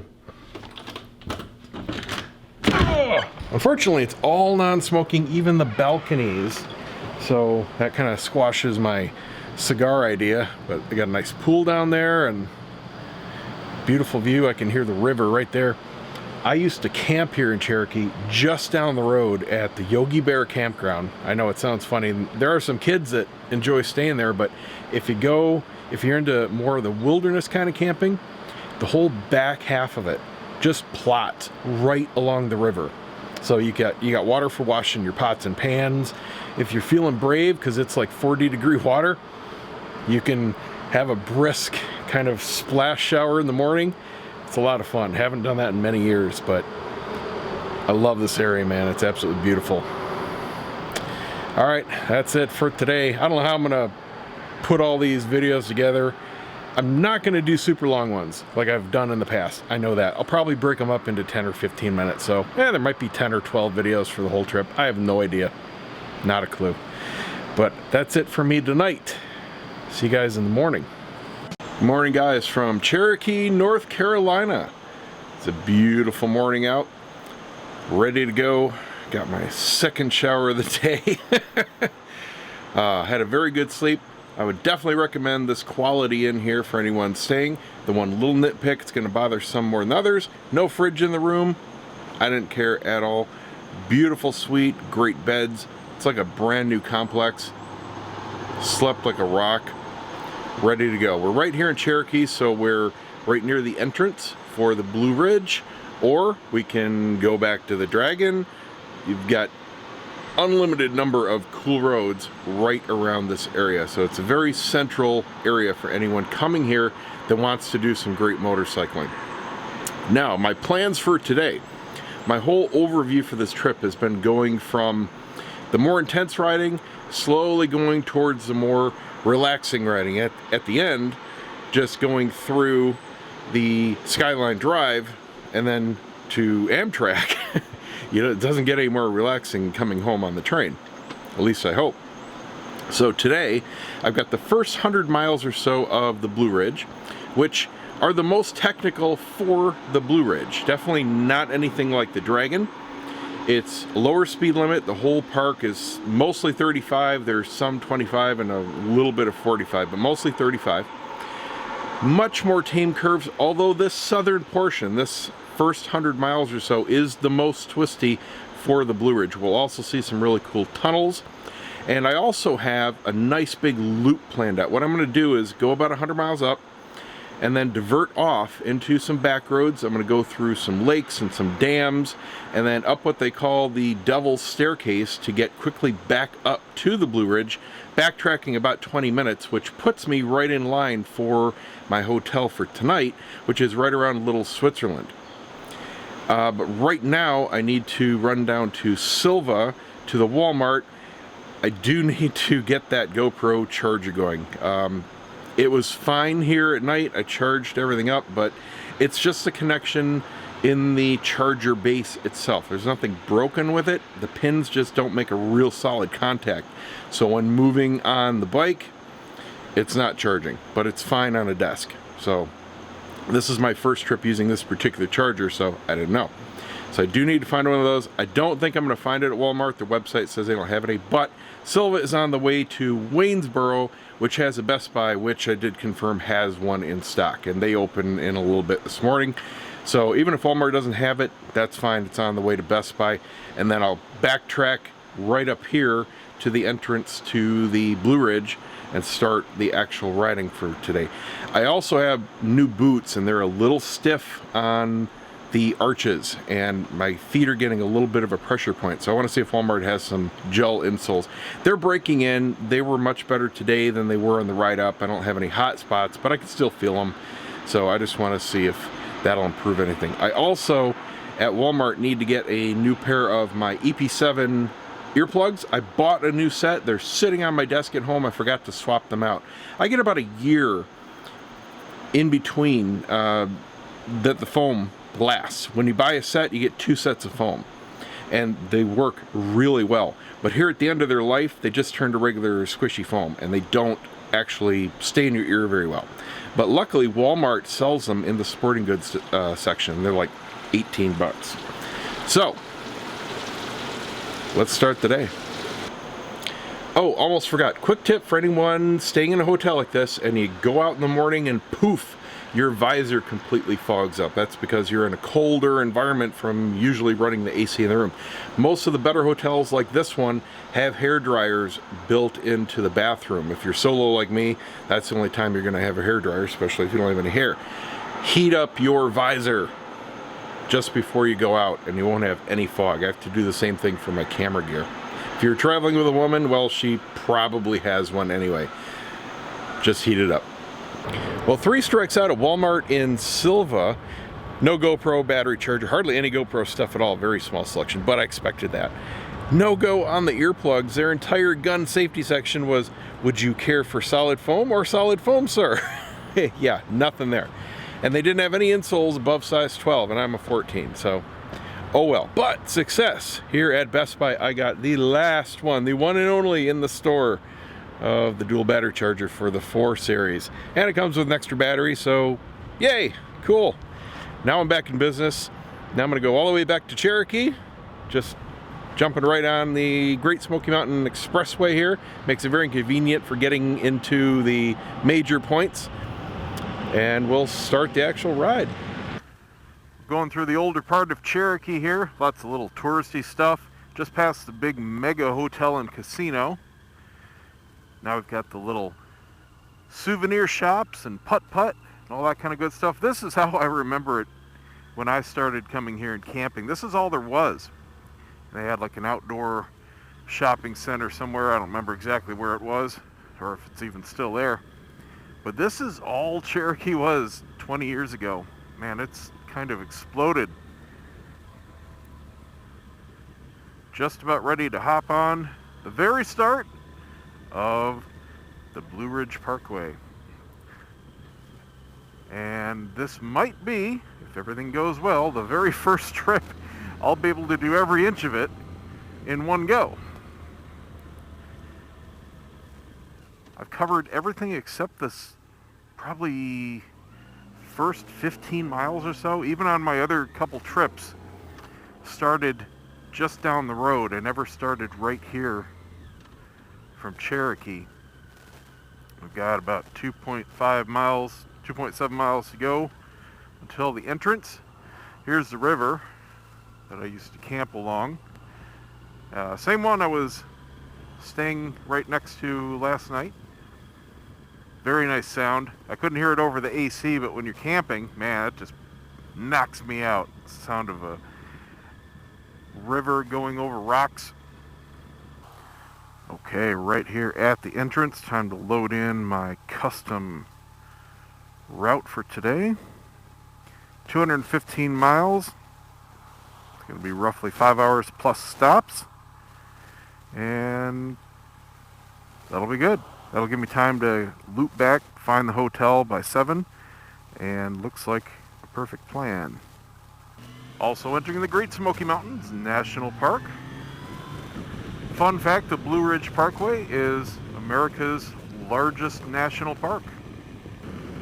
87 to Asheville, we're going well north of that, and then starting the off-route loop. That'll bring me right back to the Blue Ridge. I'll backtrack about 20 miles or so. Real anxious to see what the colors look like. We've got some decent colors starting down here at the bottom. This does go up in elevation several thousand feet. Got some reds and yellows. Still a bunch of green. That's okay. I actually like the mix. The yellows are very bright. That's what really pops in the photos. These roads are absolutely beautiful. It's been raining a bit. It rained overnight where I stayed and obviously here too. But the roads aren't slick and there are no leaves on the road. And none of that snot from yesterday. So this is beautiful. I gotta watch my speed. I have to remember it's really slow through here. I'll set it for just a few above, and the curves, once I get north of here a ways, they're smooth enough where you can use cruise control. But it does get a little twisty, just a little, at this southern section. So I will wait to engage it. I'll be stopping at whatever overlooks give me a good picture, but when it's really foggy and cloudy and misty, well, they all pretty much look the same, and I've got a ton of photos of that. So I'm on the hunt for unique stuff, as always. Found a bunch last time, I'm sure I'll find a bunch this time. This is about as tight as it gets here. You can see it's really not that much. You could ride this with one hand, let me put it that way. But absolutely stellar road quality. Comes the first tunnel.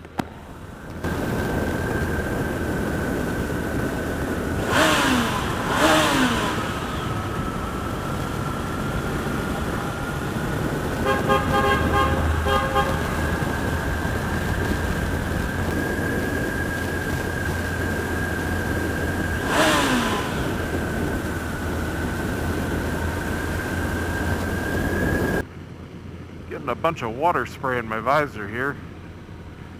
Hope it's not on the camera lens. I'll stop at the next overlook and check. Oh wow, I didn't realize it was all fogged up.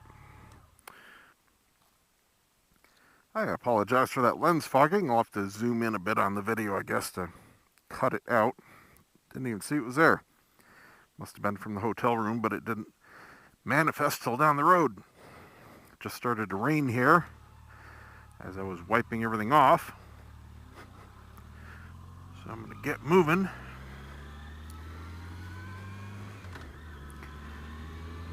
Now I've really got to take it easy because things will start to get slick. But I'm sure this will change quite quickly as we go just a few miles down the road. I've been stuck behind this guy for about, I don't know, a couple miles. Biggest pet peeve about following a car is they don't maintain speed. It's very easy to do on a motorcycle. This guy's just on and off the gas. Oh, it's a straight. Let's speed up 5 miles an hour. Oh, a little curve. Let's slow down 5 miles an hour. Oh, look at that over there. Slow down, slow down. Oh, I slow down. Speed up, speed up. Just pick a speed, dude. You're in a car. Just set your cruise control. Still going into the rain. Lots of fog. Riding right through the clouds right now. Quite dense. Looks really cool though. It would make a cool picture if I had the right setting. Road's starting to dry up. Get little patches here and there, so we might be getting out of the worst of it. Man, you can't see anything over that cliff. It's just cloud. I don't call them the Great Smoky Mountains for nothing. Ooh, and another tunnel.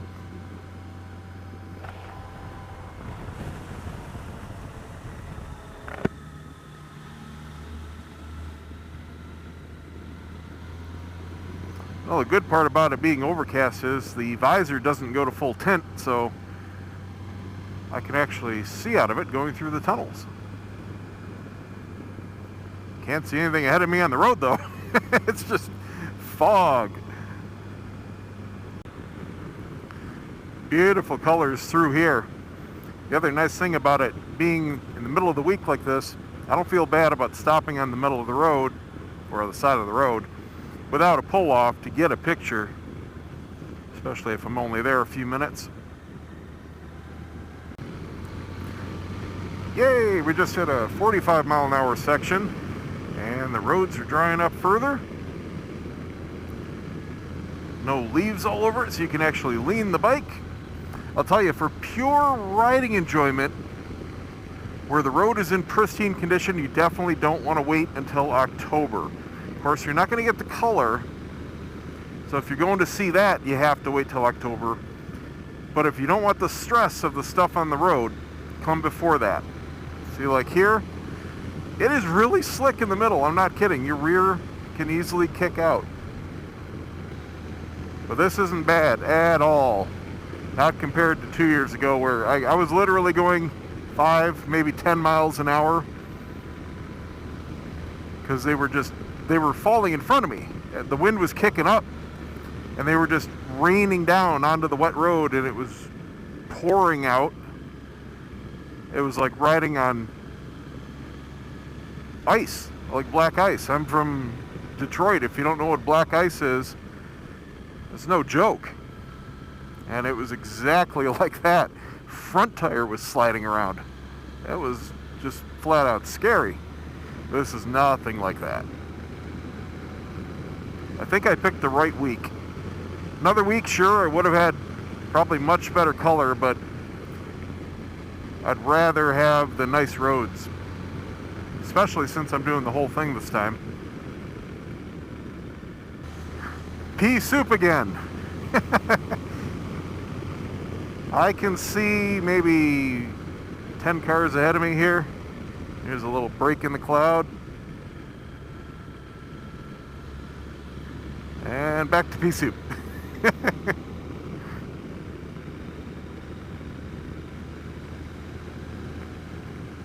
Lots of bikes out today, going both ways. Saw a bunch of some overlooks, lots of groups out. Man, it's hard to tell when you're going up or downhill, but I just came over a crest here and really started to speed up. Had no idea, just started going down. So we're going down some peak here.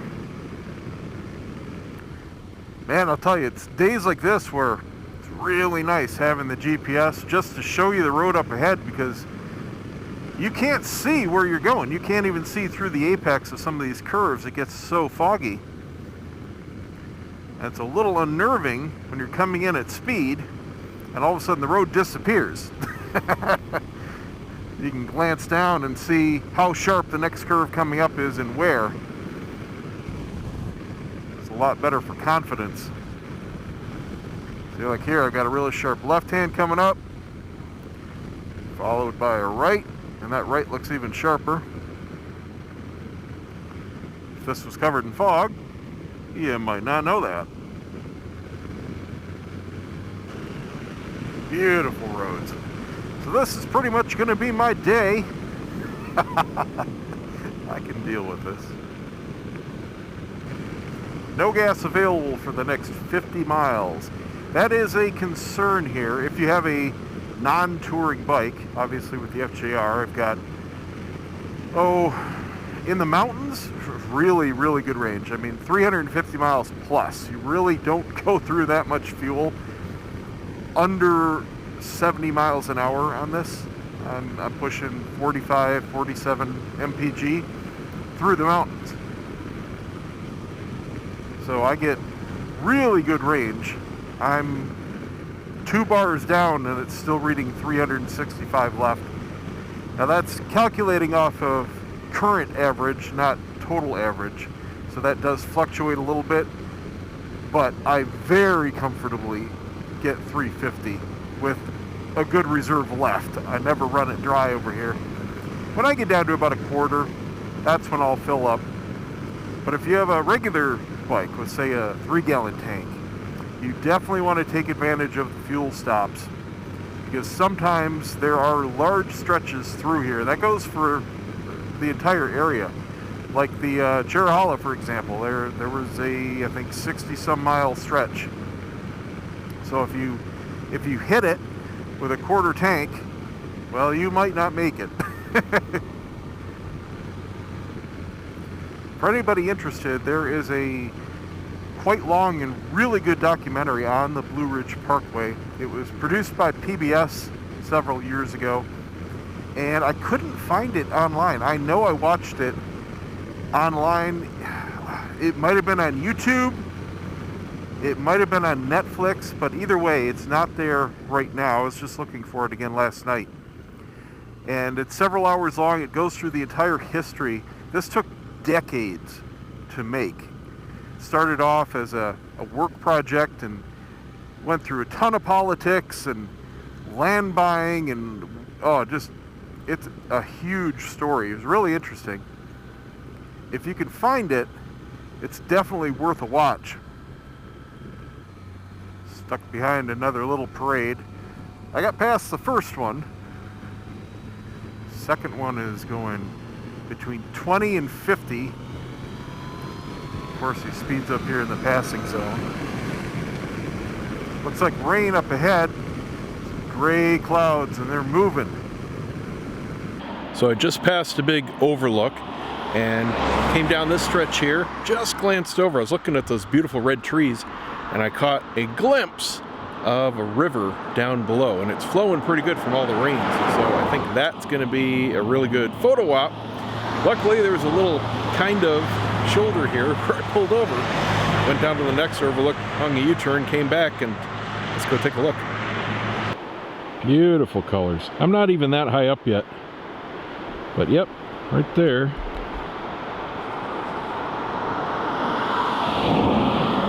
There's a river. One downside in stopping at places like that along the woods, there are these little gnats. They're tiny. You can almost not see them, and they just swarm everything. My head, helmet, gloves. They pelt my visor after dark. Last night in the hotel, I was rinsing it off in the sink, and the water was just coming up black. They were just pouring off.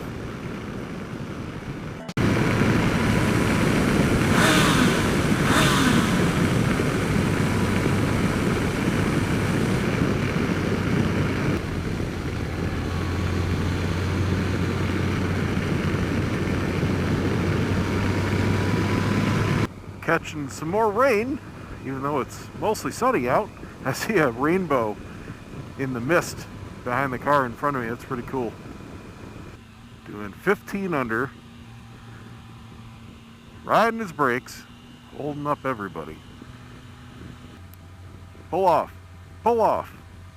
Yay! Everybody else pull off too. That'd be nice.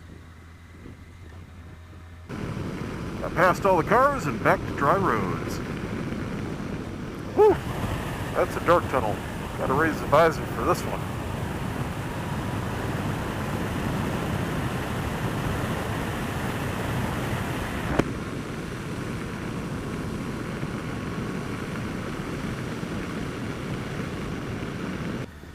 I'm just going through Asheville now, and man, traffic has picked up tenfold.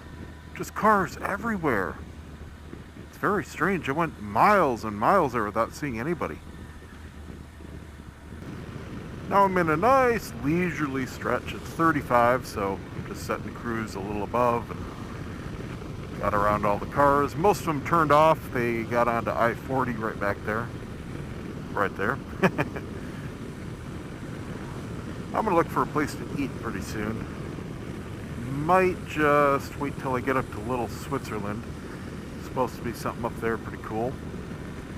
Other than that, it's pretty sparse on the Blue Ridge itself. Sweet. Back to 45. The place I'm staying at tonight is supposed to be motorcycle friendly. They only have 17 rooms. I guess they have pull-up parking and covered parking for your bike and all that. I got the last room when I booked a couple months ago, so I was real lucky to snag it. It's supposed to have good views too. I'm looking forward to possibly having a cigar tonight. I still haven't been able to break them open. Everywhere I've been has been completely non-smoking, and they don't even have a outdoor area or anything, so have not been able to partake, and definitely haven't felt like going out to a cigar lounge. Been dead tired. Ooh, ow. Starting to rain again. Pinching some big drops on my neck. I haven't seen one of those on the road in a while, especially in that condition. That looks great. Thing looks like a museum piece. I have no idea what year it is, but it's got to be late 60s, early 70s.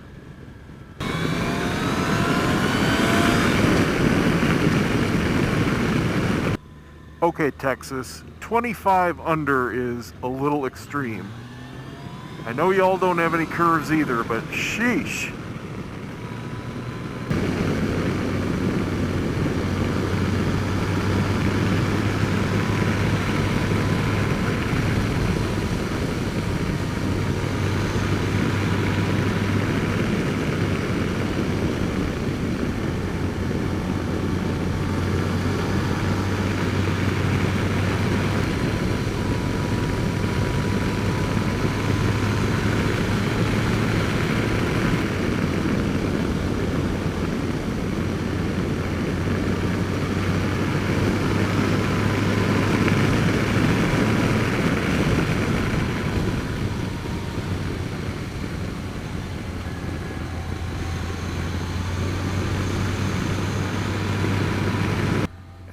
Stuck behind a Prius way up there. It's not raining, but he's got his wipers going, doing 20 under.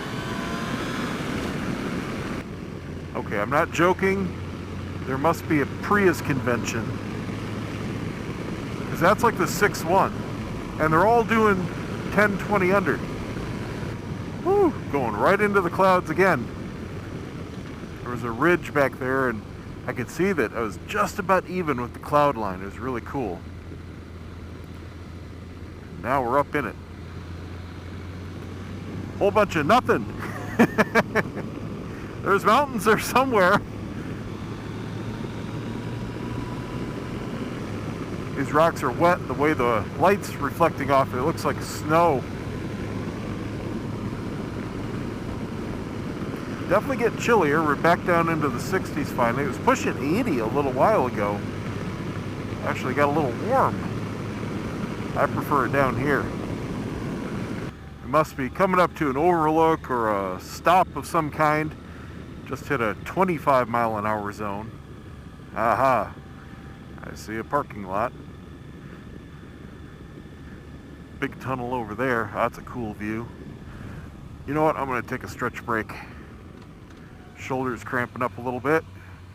And that looks like a cool photography spot anyway. Couple cool minis. Man, I miss my Mini. I really do. At least when it was new and under warranty. What a fun car. Love that thing. Well, that was a nice little stop. Although a storm rolled in here while I was in there. Had a bathroom break. They had little souvenirs and trinkets in the station there. And got a couple photos before the rain started. Looked at the map, and in 15 miles there's another big stop. That was a nice, looked like 1290 Adventure. And they've got a restaurant up here, so that's going to be my lunch stop for the day. None too soon, because I'm actually hungry. Not kidding about pea soup. Whew. I'll tell you what, this is really nice not having glasses. My glasses would have been completely fogged. I would have been cracking the visor here and there and trying to wipe them and stopping to wipe them. Oh man, what a pain they are. This has been so nice. I put in my eye drops in the morning. Still need to. My eyes still aren't perfect. They're getting a lot better. I think I'm going to have to go in for a touch-up. I'm going to give it until Christmas. That'll be a good 9 months. That should be well enough to see if they're going to settle in or not. Sometimes with the dry eye condition, that's what I have. It does take several months. So it's slowly getting better, but I can tell the left eye is still worse than the right. The right one is sometimes perfect, sometimes just very slightly blurry, but barely noticeable, and only for distance. The left one, I have a little bit of double vision, which I had before. That was my original prescription, in distance, and a little blurry. So it definitely has a little touch worse than the right, but there are some days when it's flawless, especially after eye drops. Oh man, I am getting soaked again. I can't believe this. It's just a little tiny blip on the radar too. It's fast moving, but I think it's right over the road here, over the ridge. It just happens to be where I'm going. Let's see, I've got about another 11 miles till I hit that stop in the restaurant. I'm just hoping I don't get completely soaked by the time I get there. I guess I could pull over and put on my rain gear, but problem is, by the time I stop, sit down, put on all the gear, I'm going to be soaked. As long as I keep moving, it's not too bad. I'm just starting to feel it on my forearms and my thighs, but I'm not getting soaked yet.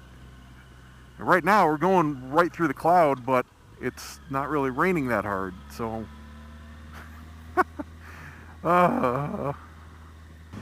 That car finally pulled off. It's so much better not being behind a vehicle, because without the spray, it clears right up, especially my visor. When I'm stuck even 10 car lengths behind a car, just the way it disturbs the air, there's this constant mist. And I stay a lot drier in cleaner air. I know, it's probably a duh moment to those of you that ride in the rain like me, but a lot of people don't. Woo! I thought it was thick before. I ain't seen nothing yet. Pretty much just looking ahead for other cars and looking down at the radar to see where the heck the road goes. Just saw a sign for Mount Mitchell State Park left, and that's where I want to go. Hopefully it's not too far. Oh, of course. Not raining here. Just on this side. Go figure. I don't know if you have to pay extra. Park office, Summit 2 miles ahead. Alright, that's probably where the restaurant is. I saw an observatory. I wouldn't think you'd have to pay, but you never know. You do in Florida for all the parks now. But I'm already in a park, so that's why I'm not sure. Restaurant, that's what I'm talking about. I'll check out the summit after I eat. Dry off and relax a little bit. I don't know. I think it might be tough to get a seat. Motorcycle parking, that's what I like to see. It's the first time I've seen motorcycle parking anywhere on this trip, surprisingly. Even our stores like Best Buy have motorcycle parking. Alright, let's go check out the restaurant. Yeah, so that was right at my limit for the amount of rain until I stayed dry. Darn it. Close. Nice little walkway coming up to the restaurant here. Fried mushrooms.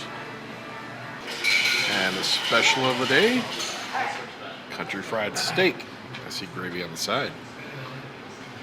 Baked potato and coleslaw and cornbread. Dude, that was seriously good. I can't finish though. So here's the length of it. And it goes for a couple hundred more miles north of this. It turns into where I'll be going on Skyline Drive. It's just part of the Blue Ridge. I am somewhere, where am I? I was there. Ah, now I can't find it. Anyway, somewhere right around here. Oh, Mount Mitchell right there. So, got a ways to go, and I'm staying right somewhere in here. So that was really good. Seriously, everything on the plate was delicious. That was the best cornbread I've ever had. Usually it's on the dry side, little heavy. That was light and fluffy. That was almost like a dessert cake. Really good stuff. Best chicken fried steak ever. Really good gravy. Perfectly tender steak. Perfectly done potato. I'm serious. I wish I was hungrier and could finish the whole thing. There's not much point in going up to the observatory. Clouds really rolled in. You can't see 20 feet down the road. But The rain passed. Checked the radar.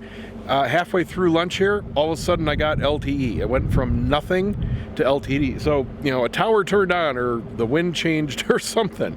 But I pulled up the radar. Storm is well down the road. Probably won't catch it. Knock on wood. So it looks like clear for the rest of the day. Just, you know, fog. Who cares? I'm not wet. I'm relaxed. Shoulder is burning, man. I need a massage. I've got like a knot right here in my bicep and my shoulder. And I can touch it. It just burns. It's just from, you know, being in a position and working muscles that I don't work back in Florida with these awesome curves. It's a good problem to have. Look how fast the clouds are moving up the mountainside here.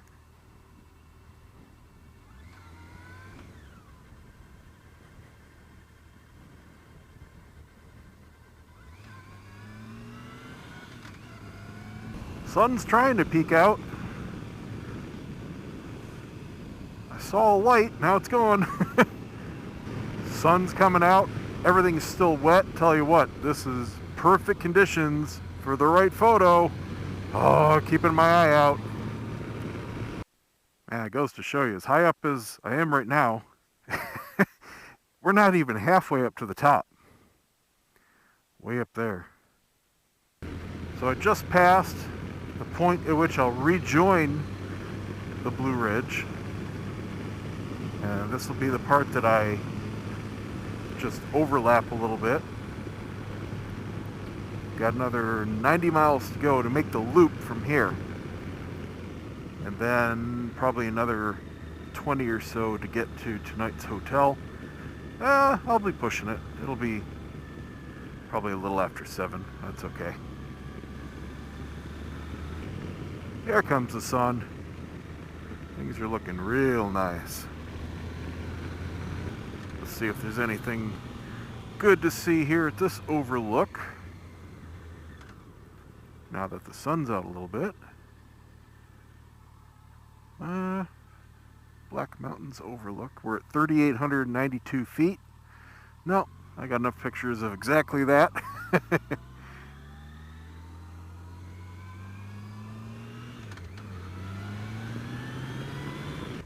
I feel like I'm in an opening to Chips, the runaway crappy trailer or camper. Got a little over a mile to go before I get off on Linville Falls Highway. Nothing but beautiful roads out here for the rest of today. It's getting a little dim, but I think that's mostly due to the clouds and the fog. Still have plenty of daylight.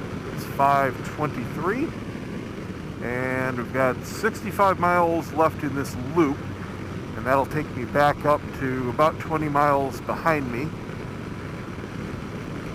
So still on schedule. Here's my exit, and I'm gonna fuel up as soon as I see a station, as the opportunities are few and far between around here.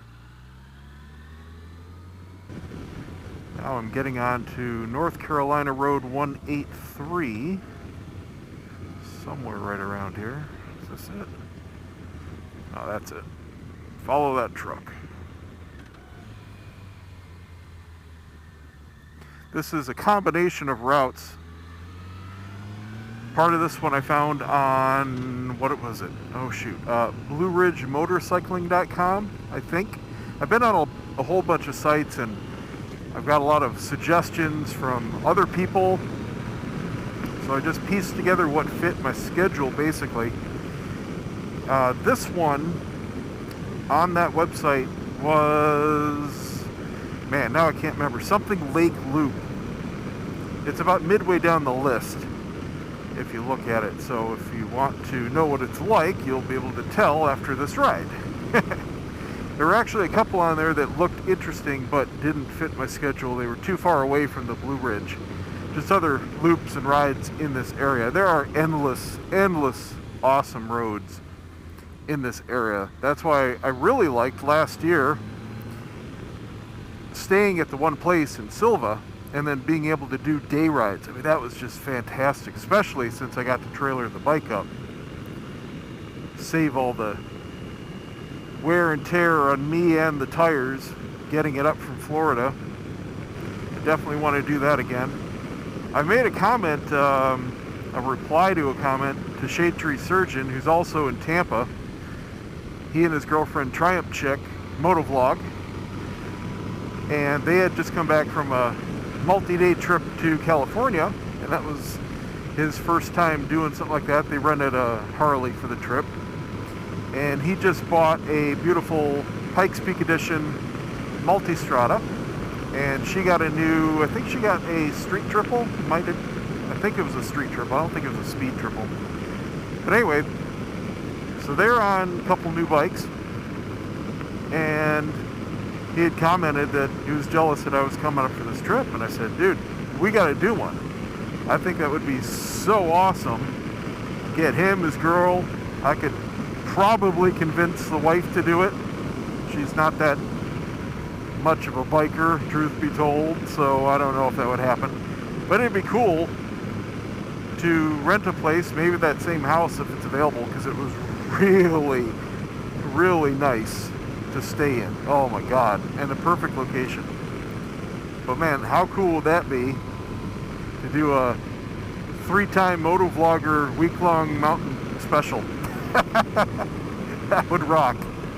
So Shade Tree, if you're watching this, let's do it, man. So this road is ending, and I'm making a right onto North Carolina Road 181.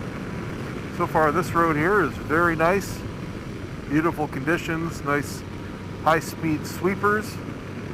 It's a 55 limit. There are also a couple museums kind of on this route. We go by one of them. It's some plantation. I wasn't really interested in stopping at it. And then there's some other heritage, Civil War kind of thing that wasn't on the route, but it wasn't too far away. So if you have more time and you're interested in that kind of stuff, they are right down here. So this road, very nice, very smooth, extremely variant, and a little hot there, in altitude. Really big up and down swings. And they're quite steep. Here comes the rain. That's why I was concerned about my speed there. It's getting a little slick again. Okay, found gas. Slight detour. There's no gas along this route whatsoever. So it looks like about 4 miles back the other way, and I am not attempting a dead stop U-turn on this slant. Oh man, it is steep and bumpy and uneven. Yes, I will do the Harley shuffle all day long and keep my bike upright. No shame. So then we'll backtrack. Oh, and I had to make a route change because it wanted me to go down a dirt road, and I don't care if it wasn't raining. I hate motorcycling on dirt roads. So that road right there was Fish Hatchery, and that'll get me back to where I was going to go, just kind of bypassing the dirt road section. I have the slightest idea why anyone would suggest that was part of the route on that website, a dirt road. Forget about it. You go from beautiful, pristine roads like this to dirt. Come on. Especially when you have an alternative. I mean, you're riding hundreds of miles. Why do you try to save 10? Whew, riding right into a rainstorm now. It's actually coming down pretty heavy. Old school gas station. Alright, well, with these couple little detours, my schedule's kind of shot. Got to backtrack again 4 or 5 miles. Then get back on course. Unless I see something really fantastic, I won't be stopping for any photos. That sun is already at the ridge. So it's going to be a dark ride up those twisty roads. And then I still have to find the hotel and backtrack on the Blue Ridge for quite a bit once I end this. Got another 49 miles of this loop to go. Still having fun. Whee! Back on track. This is from the point where I stopped to find the gas. This is Fish Hatchery. Okay, change of plans and complete change of route. This is just not going to work in the time frame I have with the roads I'm going down, and the recalculation avoiding that dirt road turned out to be a huge pain in the ass. So I've just plotted a course directly to my hotel, which still takes me through a ton of twisties, back on up to the Blue Ridge. We'll check out the Devil's Staircase in the morning. It's just a little stretch up and down the side of the mountain, so I'll just hit that. It's not too far away from the hotel first thing tomorrow, and then we'll carry on the Blue Ridge. Man, I'm having a real good run with this truck. He knows these roads, so I'm just following him.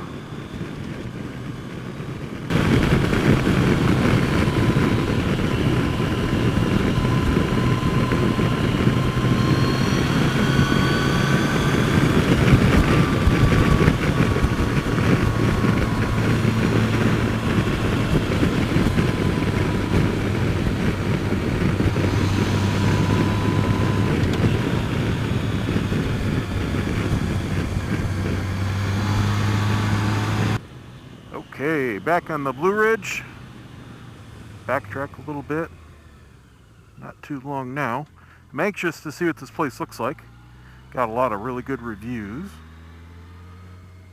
Tell you what, I'm glad I turned and altered the course when I did, because it's already getting pretty sketchy. I know the GoPro is going to make it look a lot lighter than it is, but this fog coming in, and it's getting pretty dark. My headlights are definitely showing on the road to my eyes. Got another 10 miles to go. Making good time though. This stretch of the Blue Ridge is pretty straight. Whew! Can't even see the apex of a turn. Finally, less than a mile to go. I can't remember the name of the place right now. It's Skylake Village, Skylake, something like that. Anyway, I'll show you guys when we get there. Is that it? That must be it. That must be it right there. Skyline Village Inn, yeah. Okay, now I just gotta figure out where the entrance is.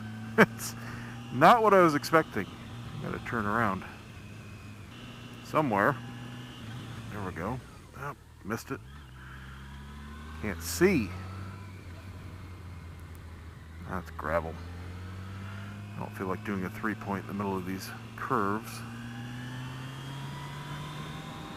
Okay, there's no road forever, so I guess anywhere is as good as the next.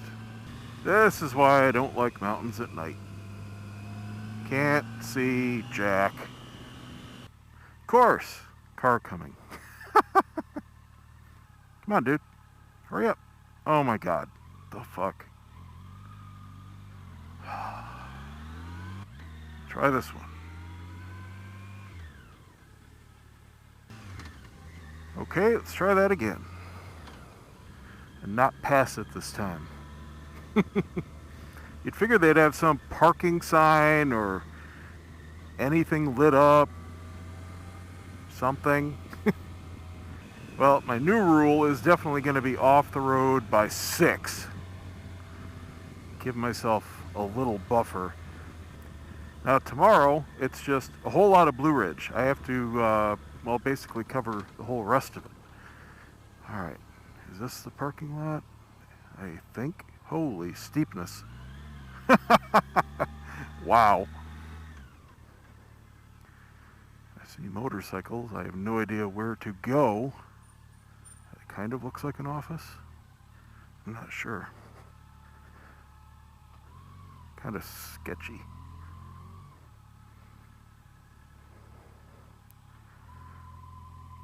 There's no sign, there's no lights.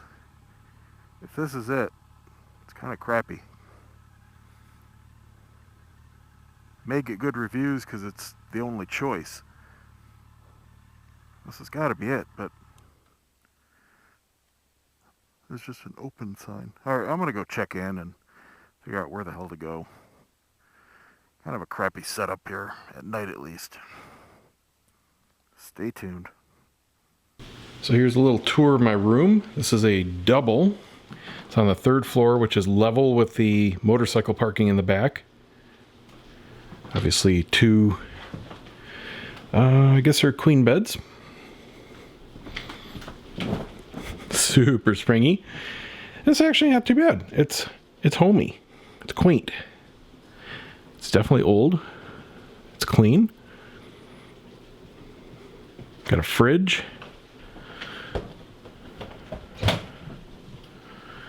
Got a little TV.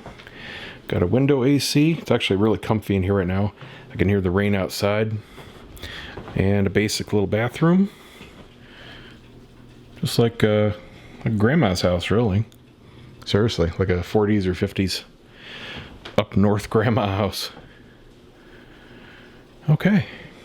Let's take a look at the common area. Oh, I got a little coffee maker there. They have a breakfast for $7 at 8 in the morning, full on continental breakfast, bacon, eggs, pancakes, all that kind of good stuff. Little common area. There's the Wi-Fi. And here's the balcony. Got some people out there, although you can't see them. It's pitch black. It's dark out. But I smell cigars. Oh, hell yeah. I'm going to be sitting out here using somebody's chair. Sweet. Yeah, he's having one out there. All right. That makes me feel better. I'm going to go down, grab some beer before they close, and enjoy a good night's sleep. I'm going to be up pretty early tomorrow because I got the whole rest of the Blue Ridge to do. So I got all settled in, went downstairs, and they actually have a really good craft beer selection. I grabbed a couple locals here.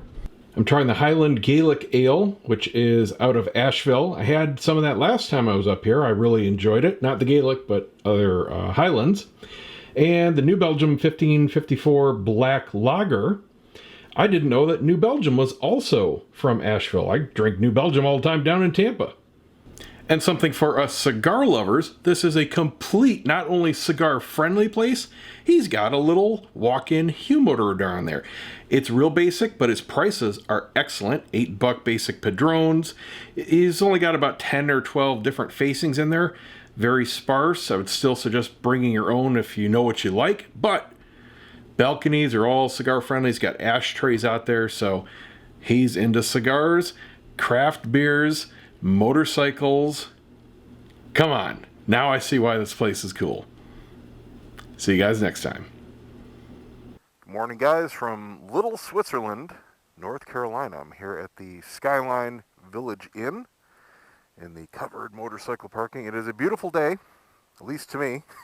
Everyone inside of breakfast is complaining about the heat and the humidity. What is it? 66 degrees. It is so nice out, let me tell you what. At least if you're from Florida. Had a great sleep. Very nice little room. Slept like a rock. Really hot showers. Slight change of plans today.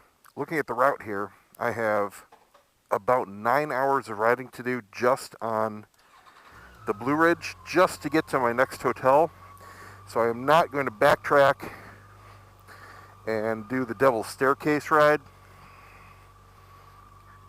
because that would be a good 2+ hours out of my day that I really can't afford to use up right now.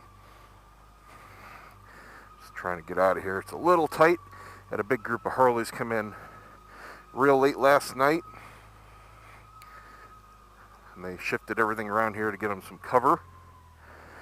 Nice guys from New York.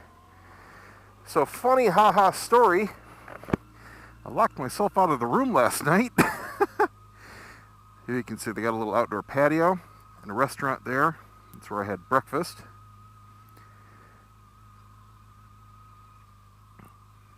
blind corner. Be a little careful coming out. That balcony way up top is where I enjoyed cigars and beers last night. And that's when I locked myself out. I'm used to having key cards. And this place is old school. They have actual keys. And just out of habit, I tossed them on the bed with my bike keys. And then I went out to have my stuff. And normally that's not a big deal. You just go to the front desk and then unlock it. Well, it's an issue here because there's no one on site after everyone checks in. So, after 7, 8 o'clock until this morning at breakfast, there's no staff. I had no idea. I go downstairs, everything's locked up. And I found the guys playing pool there on the second story.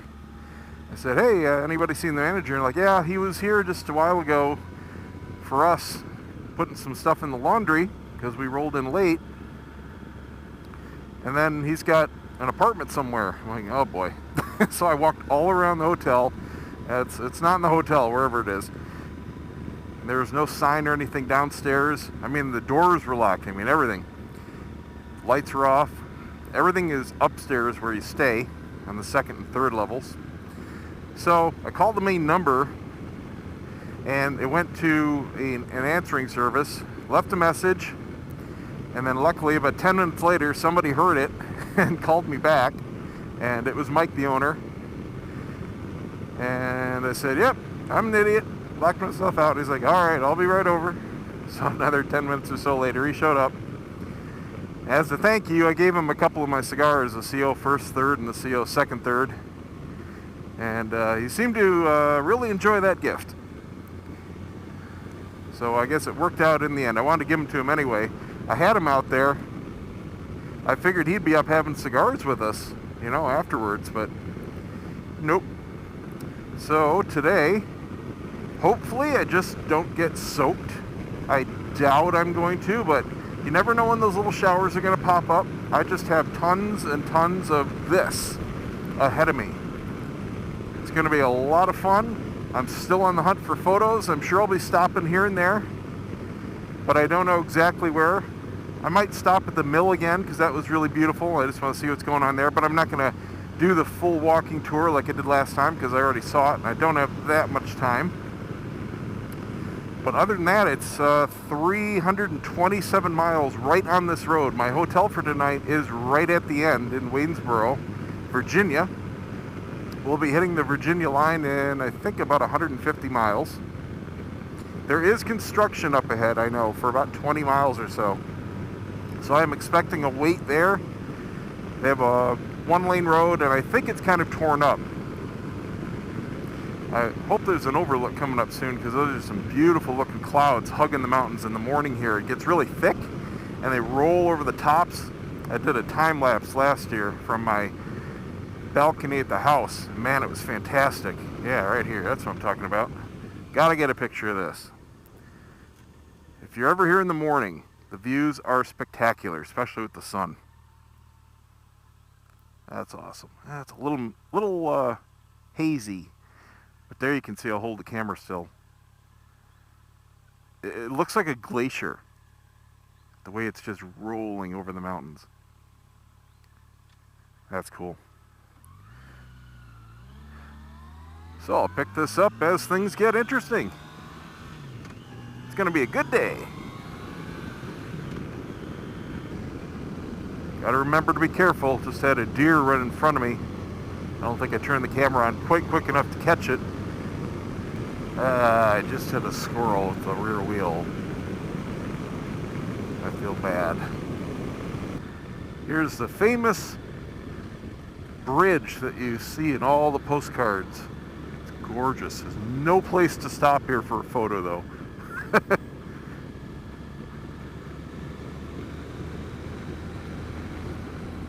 A lot of hikers taking pictures, but no cars.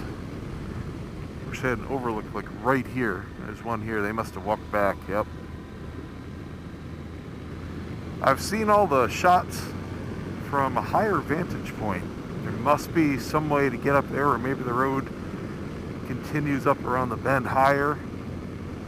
Yeah, it could have been drones, I guess. Got a real popular spot here for the view.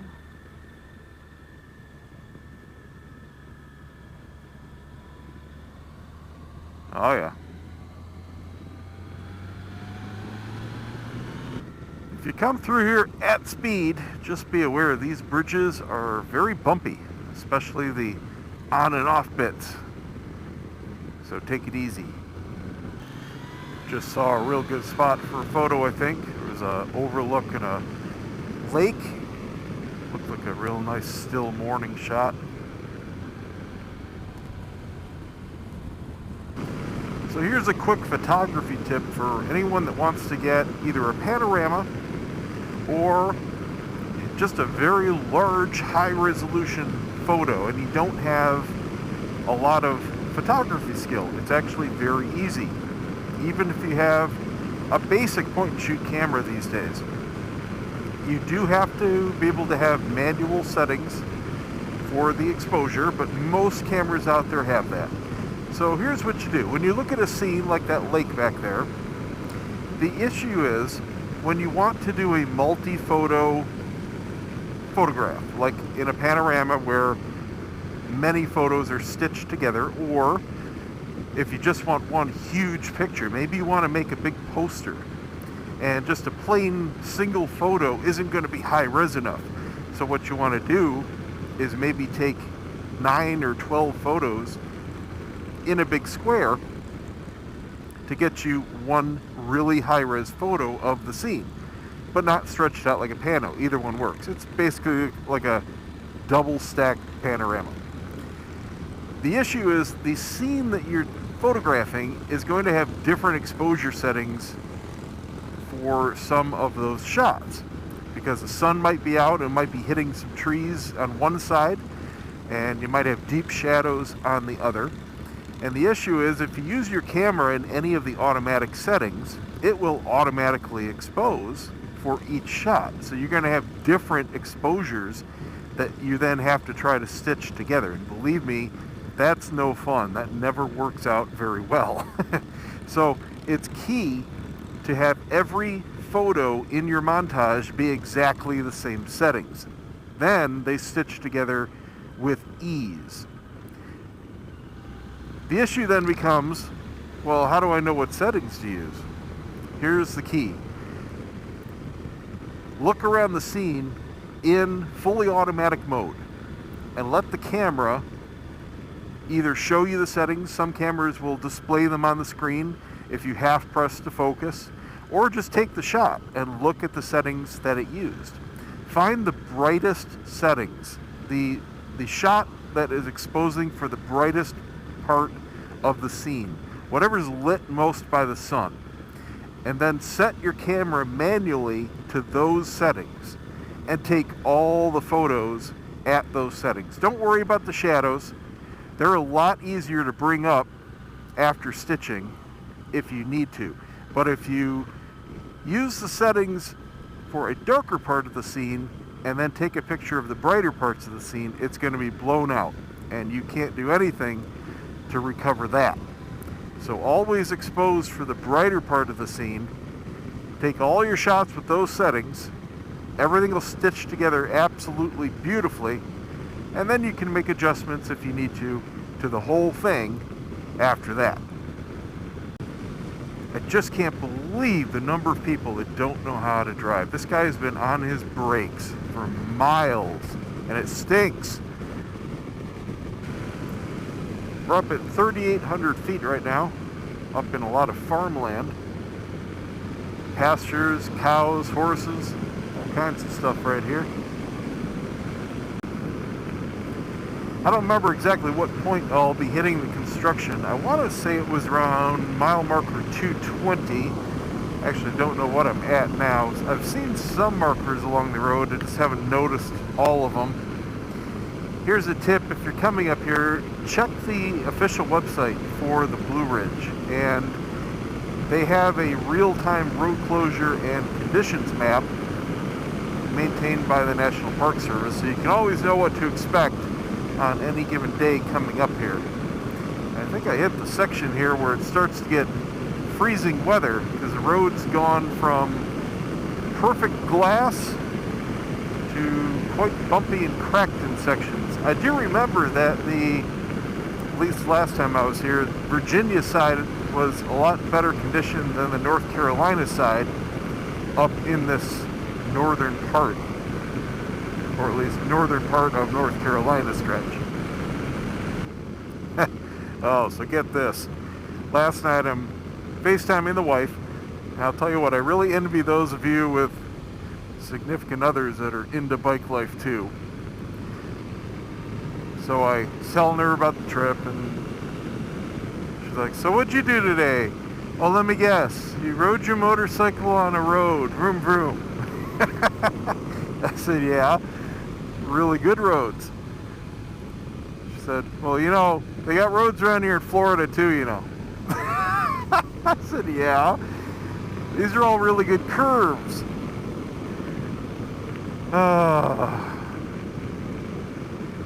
So it's too bad you don't like motorcycling because this is really fun. She says, well, I don't mind short trips going somewhere, but that's it. Okay. Is this the same guy from Texas from yesterday doing 10 under again? That's hilarious. Beautiful rolling hills out here. This looks like a computer wallpaper. I just saw a mile marker. It was 236. So if the construction really is at 220, should be hitting it in about the next half hour or so. The road at this point is gentle enough where I can just set cruise control and putz along. Beautiful roads again. Road work next 14 miles. So, here it begins. Oh, beautiful color here. Now I'm getting excited. Because I remember the best color last time was definitely up in Virginia. Still got plenty of daylight left. Plenty of chances to get some good shots. Man, I'm really hoping I get that one shot that I've got in my head. Well, here's the new construction. I got brand new road paved down here. It's just not painted yet. I got some reflectors in the center. We'll see how far down they've gotten. A lot of equipment here, but nobody working right now.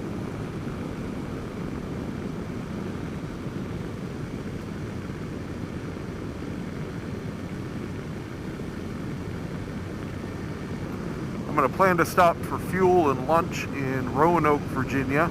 Sign just said 114 miles. That'll give me a good fuel buffer. I'm at half a tank right now. Unmarked pavement. That's okay. I'm not a car. I can stay in my lane. Well, so far so good. We're about halfway through and no delays. All new pavement.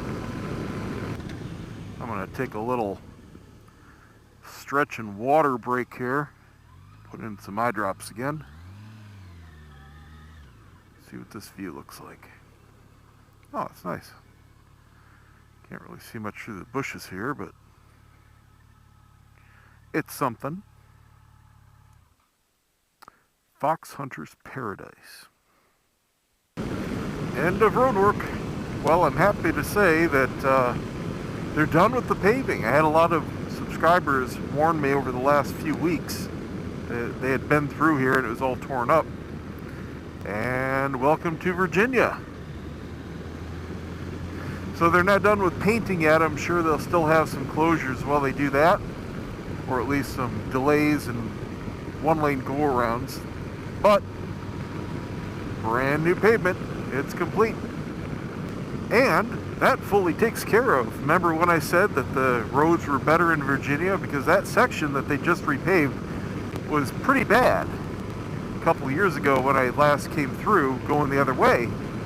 That means the whole Blue Ridge right now in 2017 is pristine. next time I stop, I want to try and remember to check my tires just to see what the profile's looking like.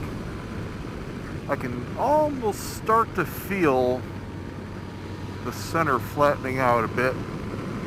They've got a few thousand miles on them. I'll have to double check my maintenance log here on the phone to see what mileage I put the set on. But I know I ate a lot of it up just on the ride up here. It kills them every time. I just noticed it a bit in the transitions, just starting to lean. Doesn't quite want to tip in like it did even a few days ago before I left. I think I'm going to try a different tire next time. I've been putting on sets of these Michelin PR4 GTs, and I'm happy with them. There's nothing wrong with them. They are rather expensive, about 450 bucks. They've been going up in price too the last couple of years. But now they've got some really good competition. It used to be, if you wanted a high mileage, top performing sport touring tire, well, it was pretty much the only choice. There were others out there, but they had some pretty big compromises. But now, there's at least two others that are reporting comparable mileage and even a little bit stickier grip. So I think I'm going to try the Road Tech. I think they're called the O1s, the brand new ones. They replaced the Z3, I believe. I think they're called Road Tech O1s. And they're about $100 cheaper a set, which I'm not that concerned with. I don't buy tires based on price. But mileage reports are about the same or even a little better. And in dry and wet, it's supposed to be a little bit stickier. So they're worth a shot. Flipping around real quick just to this interchange, because I saw a fuel station right there, and you know what, I may as well gas up so I don't have to deal with any unexpected detours like I did last time trying to find fuel. Never hurts to have too much. Man, I can tell I gotta lube stuff up from running in all the rain.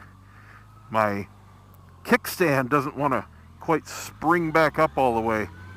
That can be a little concerning because there are sensors on there, and if it detects your kickstand coming down, it shuts off the engine. It's not that bad yet. It still holds up just fine, but it doesn't go doing like it used to. So I checked the map here, and I'm going to go to the Mabry Mill restaurant because I was going to stop there anyway. That's in about another 45 miles. Should put me about 12:30, maybe 1 o'clock if I stop somewhere else. So that'll be perfect for lunch. Well, I just arrived at Mabry Mill, got all my stuff put away, get the helmet in the side case so I can relax in the restaurant. I'm going to stretch, shoot some video around here, get some photos, get some food. I'm hungry.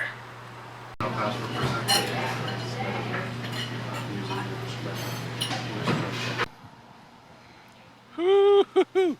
What a mess. And I washed this off this morning before I left. Oh, she is dirty. Yow. Clean on the sides though. So, tires. Let's see here. Oh yeah. Definitely starting to flat off. Definitely not done yet though. Oh yeah, well, down to the wear bars. That's for sure. I knew they'd be done by the end of the trip. Still a good bit left on the sides here. They're cupping pretty badly. My last set did the same thing. It's indicative of the tires. Big ridge on the, I guess that would be leading edge of the sipes. It's all rolled up and then it's chamfered down. It's just the way they wear. They ride fine. Let's look at the front. See, pretty much the same thing. You can see it clearer here, how they're rolled up. A little more tread left in the front, but not a whole lot. Also done. There's a wear bar right there, so not quite down to it, but I mean less than a business card thickness left. So mileage wise, I checked my log and I replaced these just before my last trip up at 15,300, and we're at, remember I got to add 2,000, I'm at 22, call it 8, so that's 7.5 so far. That is not bad considering I run them hard.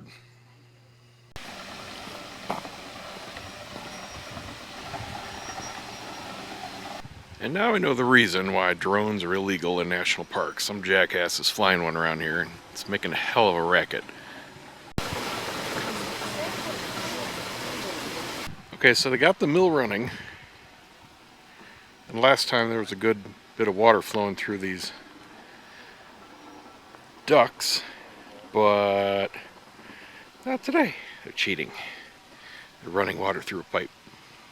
Huh, check that out. Homemade soap recipe. Take 1 hollow log ash hopper filled with ashes. Filter water through ashes to produce lye. I never knew that's how you produce lye.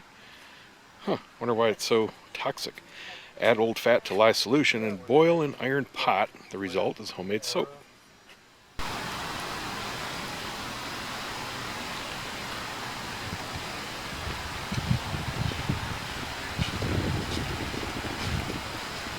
Well, that was cool to see, but wow, it's getting hot. It's got to be 75, 77. It's getting warm. Let's get back on the road. And I forgot to put my phone in the holder.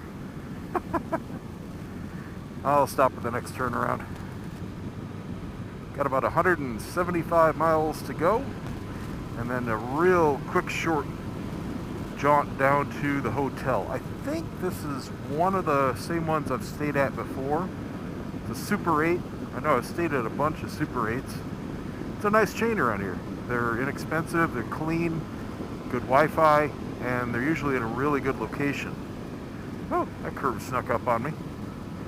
All of a sudden a twisty.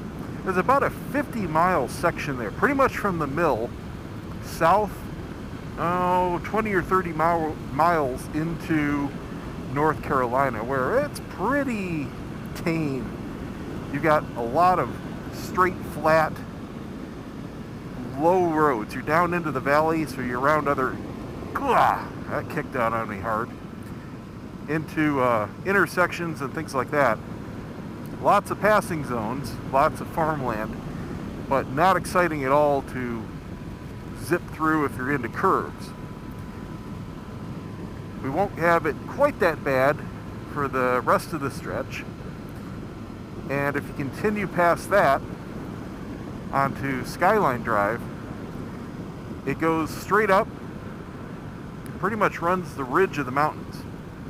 And it's not very twisty either. You do have better views.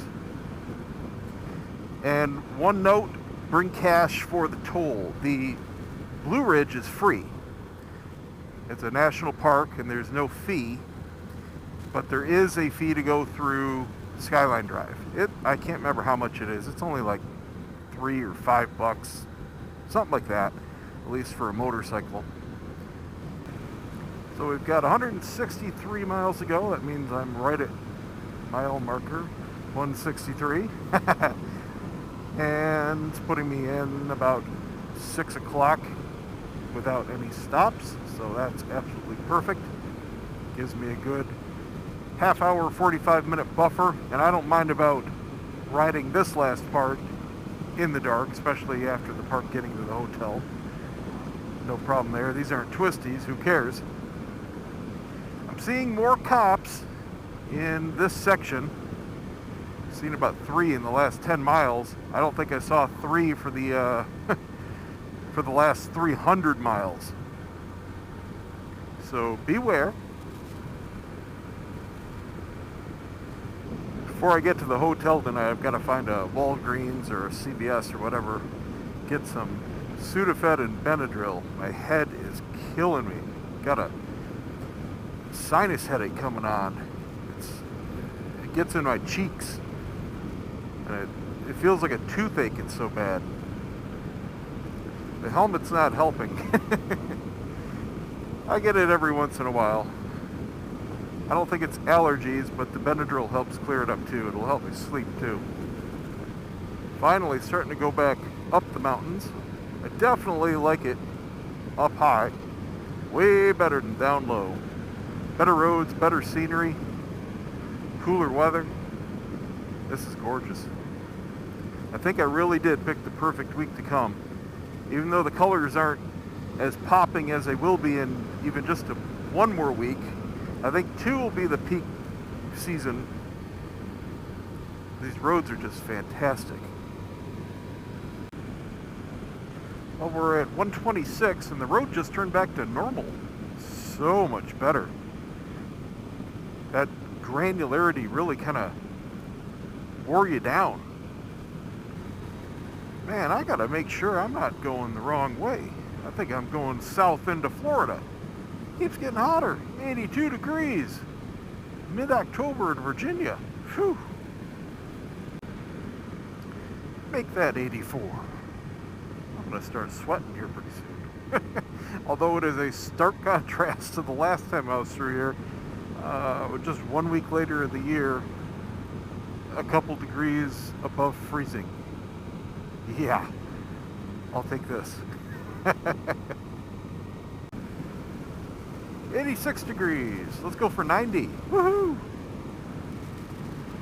So far on the trip, I've averaged 44.2 mpg, and that includes the run up. That's not bad. Without that, I'm sure it would be 1 or 2 even more, just doing all the mountain running. And so far, I've gone 1,444.8 miles. So tomorrow I'm going to have another fairly early start, probably be on the road 7 or 8 at the latest. The last call to have your bike loaded on the train is 2, so I want to get there by 1. And it's pretty much over in DC. The run is probably going to take me, trying to remember, I think it was a good 2 hours from the train station to the start of Shenandoah National Park, Skyline Drive. And then I'll have to see how long the actual park drive is. Luckily it starts or ends, my start, right by the hotel here. It's pretty much a continuation of this road. So it just goes up, straight up, further into Virginia. And then it's just straight across on highway to the train station. So that was fairly quick. But I need to double check everything and check my timing. Because if you miss that load, well, guess what? You missed your train. Literally. We are right at the peak of the mountains here. Literally falling off on either side. Well, I've got 74 miles to go. And still no sign of the covered road in colored leaves shot that I wanted to get on this trip. But who knows, might show up in the last bit here, or maybe it'll be tomorrow on Skyline Drive. I don't remember exactly what that was as far as photo ops. I remember I did get a whole lot of forest shots, and there were a couple tourist stops where it seemed like every Japanese tourist in the world was there for some reason. But I don't remember too much terrain like that. And I remember there was a spot that I rode through, and I remember thinking, man, if the leaves were just right in this spot, it may have been on another side road loop that we did. It might not have been on the Blue Ridge. I really can't remember.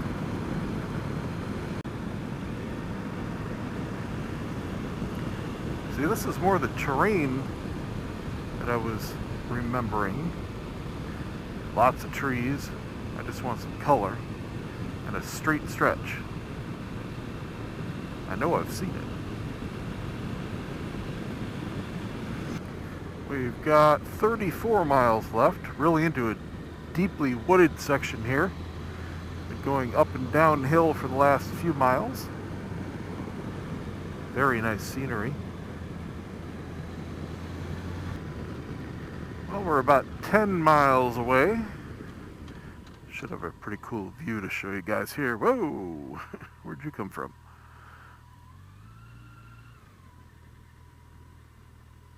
Got the valley floor down below us here.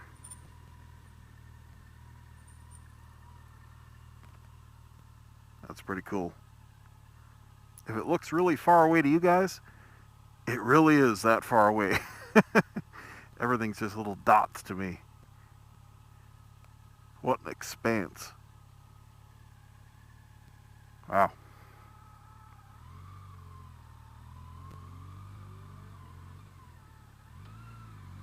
So it doesn't look like I'll get my tree shot here, at least. That's okay. Still got plenty of cool stuff. And I'm sure something will pop up tomorrow. 2 miles to go. Looks like some fog or maybe some rain up ahead. How would that be fitting? That would be 3 days in a row getting soaked right before hitting the hotel. Oh man. Well, it's a good thing I have 3 pairs of jeans now. I can rotate them. Well, here's the end for me, but the start of the Blue Ridge. I'm very happy that I finally got to do the whole thing in one trip. That was really cool, definitely worth it. If you are planning to do so, I'm going to pull over here. I need to find a Walgreens or something. I'll navigate to it. If you're planning to do it, bear in mind that you need a minimum of 2 full days. So the distance here from the start at the top down to Little Switzerland, if you're thinking about staying there, is, well, from 9 o'clock till 5 o'clock here. So definitely a full day of riding there. Now, if you're riding 2 up, Tourist Center, I might as well go sit up there and chill for a minute. If you're riding 2 up, or you just want to ride at a slower pace, or if you want to do a lot of stopping, budget 3 days. And that will be a very comfortable way to see the whole thing. It's even a good part of a full day from Little Switzerland down, just because the riding is a lot more intense. It's definitely more relaxed the farther north you go. It does have distinct personalities to the different sections. I prefer the south myself. I would say from the hotel where I stayed back down to Cherokee is by far the best part, but this was still very nice to see all up here. All right, stand by while I locate my next stop. So Walgreens isn't a thing around here, but Walmart is. That'll work. May as well get gas and dinner if I see something too. I've never seen so many people driving around, walking around, hanging out with cigarettes hanging out of their mouths. I found the Super Walmart, and I see some restaurants over there. I see a steakhouse. I'm going to see if there's some Chinese, man. I've been jonesing for that bad. Of course, the wife had it last night. Right when I was wanting to deliver, she got it. Figures. Made it to the Super 8, which coincidentally was next to a Chinese place that I had for dinner, which was next to Super Walmart. Got my Benadryl, got my Sudafed, picked up some Excedrin since I forgot to bring some of that, and I got a headache. So we're good to go. Unfortunately, all they had here was a smoking room I didn't even notice it on the reservation. Unfortunately, it reeks. I don't know what the hell's with Virginia and cigarettes, but everybody smokes here. I mean, everybody. I don't know how the whole state doesn't have lung cancer. Really don't get it. And before someone makes a smart ass comment, cigars and cigarettes are only related by the letter C. They are nothing alike. And I don't smoke inside because it stinks. It's a decent room. It's basic. Got everything charging up. Got my files backing up for the day. Decent bed. I think it's a handicap room because it's a pretty big bathroom with the grab rails and all that. And I do have a window view of an awesome motorcycle. So that's it for today. I got to finish up here. I'm going to crash hard. I need to figure out my schedule for the morning and see what time I need to skedaddle. And this is the one that I stayed at last time when I came down. This was my first stop. Got in, I think it was 11:30 when I got on the road off the train. When it came into, I can't remember the city it's in, but it's basically DC.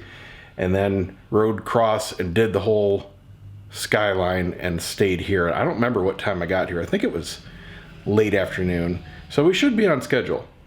Anyway, see you guys tomorrow. Good morning, guys. It is currently 4 or something in the morning.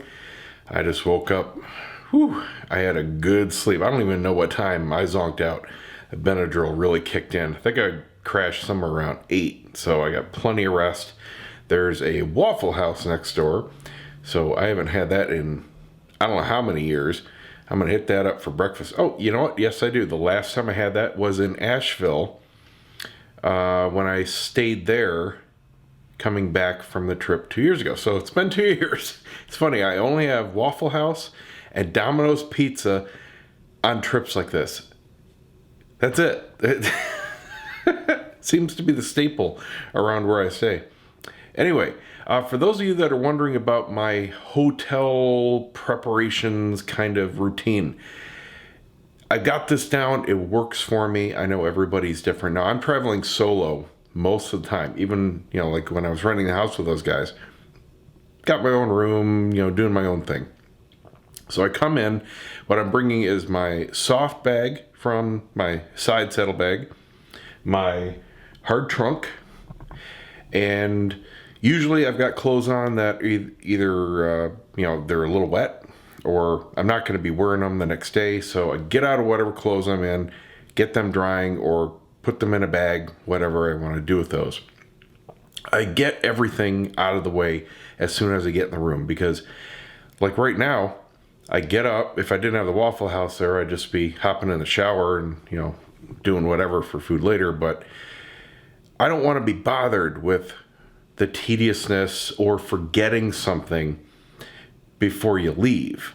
So get everything done as soon as you get in the room. I know you're tired. I'm tired when I come in. I just want to relax and chill, but I get everything done while I'm there in the moment. So I start charging all my stuff. I back up my camera cards. I've got an external hard drive here, and every card gets dumped. As soon as the cards are dumped, they get put away, formatted back in the cameras, and they're good to go. That way, I don't have to worry about anything in the morning. I know I've covered all my bases. Get out your clothes for the next day. Separate the stuff so that you don't have to be shuffling stuff in and out of bags in the morning. I even go so far, usually, I didn't last night because I conked out, of repacking before I go to bed. That way, I'm up and out. After I get out of the shower, I put on the clothes that I laid out, and I might just have to zip up a bag, and I'm out the door. So it really does save time. Anyway, nothing too mind-blowing. Oh, here's another tip. If you're in a hotel like this one that doesn't have a hairdryer, and you're concerned about fogging on your camera lens or the GoPro case or your visor for your helmet, clean them off. That's the other thing. Forgot to mention that. I clean off my visor right away. Go in the bathroom, warm water, use a washcloth, gently scrape off the big bugs, get it clean, and then use a little shampoo, soap down the outside with a washcloth, get it sparkling. But if you don't have a hairdryer, just after you get those stuffs cleaned, take it outside, put it in your bike, put it in your, if you have a trunk or saddlebags or whatever. That way it'll stay acclimated to the outdoor conditions and you'll never have fog in the morning. I've got my GoPro case and visor out there right now. Anyway, let's start the day. A lot of fog and showers out this morning. I'm going through a little drizzle here.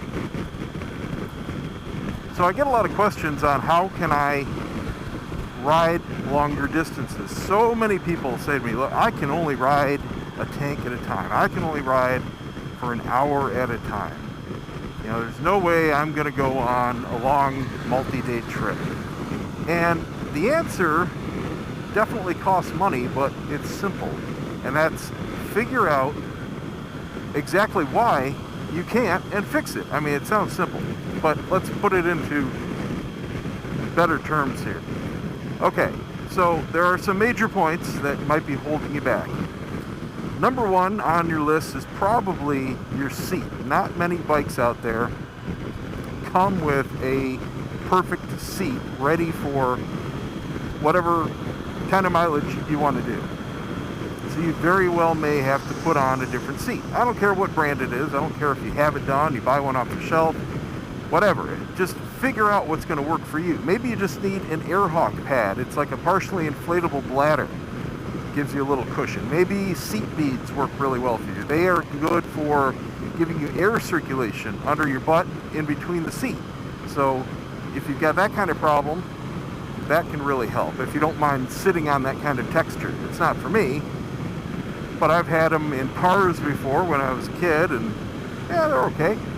Maybe a sheep wool cover works for you. Another very inexpensive option that gives you a lot of really soft padding. It also helps a little bit with airflow. Downside to doing that kind of stuff is it does eat up height.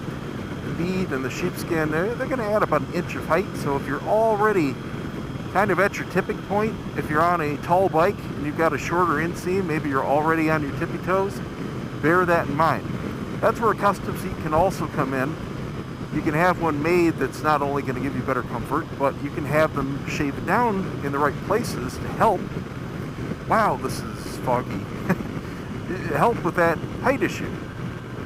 So you may avoid lowering your bike, which is another thing that some people have to do for really long-term rides, is if you really do have a bike that doesn't fit you very well. I mean, I can understand why some people are in that situation. It's not ideal, but there's a lot of people out there that can't flat foot a bike. Some people say, oh, it's overrated. Well, those people are usually the ones that can't do it. And there are a lot of situations where, yeah, it is really important for safety. Here's my exit. It's gonna snake its way around here.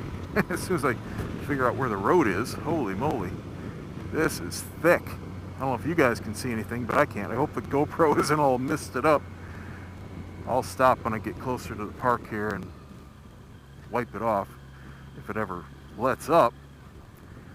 And it's early in the morning, so tires are a little slick and cold. So is the road. I'm gonna follow those taillights because that's about all I can see. So another thing that holds people back is their bar position, or just the riding position in general. And a lot of that, of course, is going to be what bike are you on. The more upright the position, the better it's going to be for longer distance, as a general rule. Now, even on a bike like this, a sport touring bike, you have a slight forward lean. I love that. For a long touring, I don't have a problem with it. But if you have back issues, or if it's just tiring, you may want to put on bar risers to actually pull them back and up a couple inches, and that'll give you a total sit up and beg position. There's a gate somewhere up here. I can't see anything.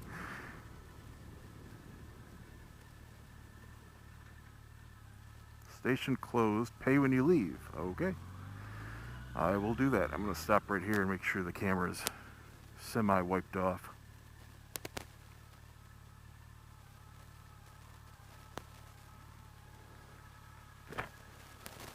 Wow, look at that. I kept this case out in the bike, And just the cold from the camera in the room is fogging up. I didn't count on that. The room wasn't even that cold. It was 72. It's just that humid out. Oh well. There's not going to be that much to see right now anyway because it's so dang wet out. I gotta wipe my visor. So I'll pick this up when there's actually something to see. Well, getting back to what I was talking about, if you can get your riding position completely neutral, you're going to be good all day. When you're riding, pay attention to little issues. If you notice that after 100 miles or a tank or whatever your limit is right now, figure out what's hurting. Is it your wrist? Is it your shoulder? Is it your butt? Is it your feet? Is it your peg position? Any little issue like that on a short ride becomes a major issue on a long ride. So it's important, and I go through this in my reviews of bikes too. Even after a very short ride, if you notice anything, that will be a point down the road. So you need to address that. Most bikes have the ability to be customized to fit you. Not just lever position and peg position, shifter position, and that kind of thing. I mean, that's the basics. But figure out the major issues that your body is trying to deal with. And that's really the key. Now, like I said, it's going to cost you money. A seat, it's going to cost you a few $100. Bar risers are going to cost you a few $100 if it's even available for your bike. It may simply be that the bike you're on is never going to work for a long trip. If you're on a sport bike or one of the much more sport-oriented sport touring bikes, well, it's not going to work. It's just not going to happen for you. It's not meant to be a continental tour. The riding position is just too forward. It's going to be great on roads like this, but getting to them, well, you're going to pay for it.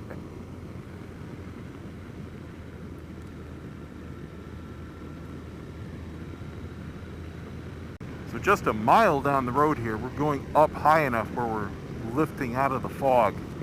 It's completely clear now. It's just wet, a little drizzly, but visibility cleared right up. Today is going to be all about finding photo ops. I'm not in a big rush. This is a slower drive. I believe this whole thing is 35 miles an hour. A lot of the Blue Ridge is 45. And it's a obviously much bigger expanse. I don't know how the cops are through here, but it's still a big ticket if you get caught on a federal road. So I'm not in any hurry to rush through this one. Going back through some really thick fog here. But it's a nice straight road, so I'm just setting my cruise.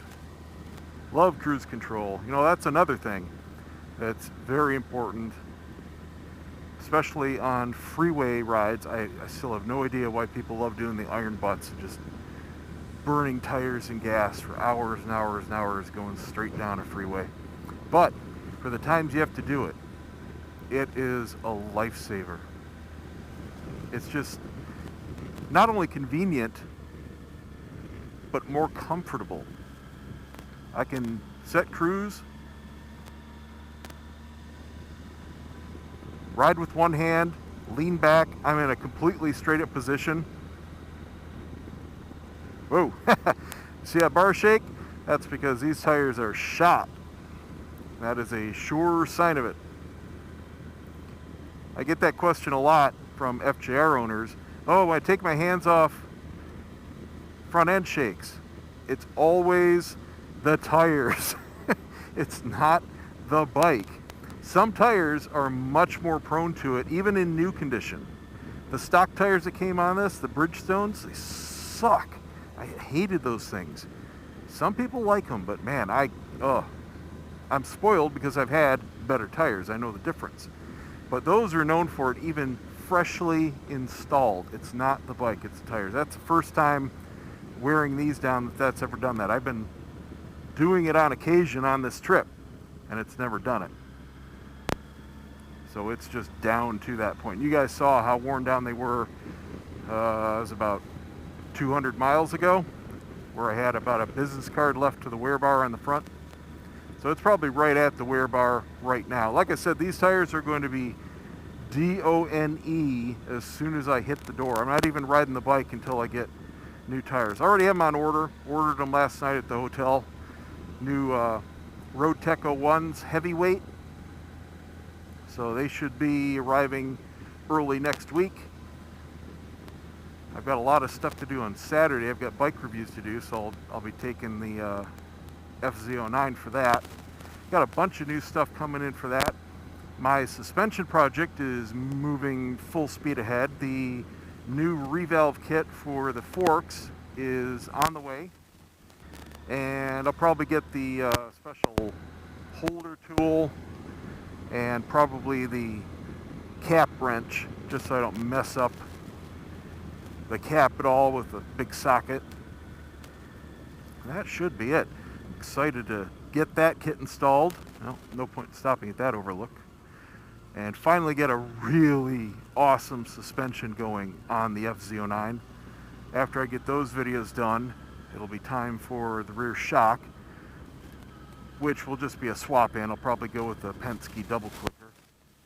Another thing that's real obvious when the tires get down to this level is it requires a lot more effort to push into the turns, not just to initiate, but to hold the line. When they're brand new and they've got that really nice contour, this thing will just drop in, hold the line. You can almost turn with no hands. But this is requiring a fair amount of push effort just to keep it dropped. Mileage right now is 1,600 miles. And last night, getting off the bike, I felt discomfort, to say the least, right under my thighs, like right where my butt meets my legs. And I really couldn't figure out why.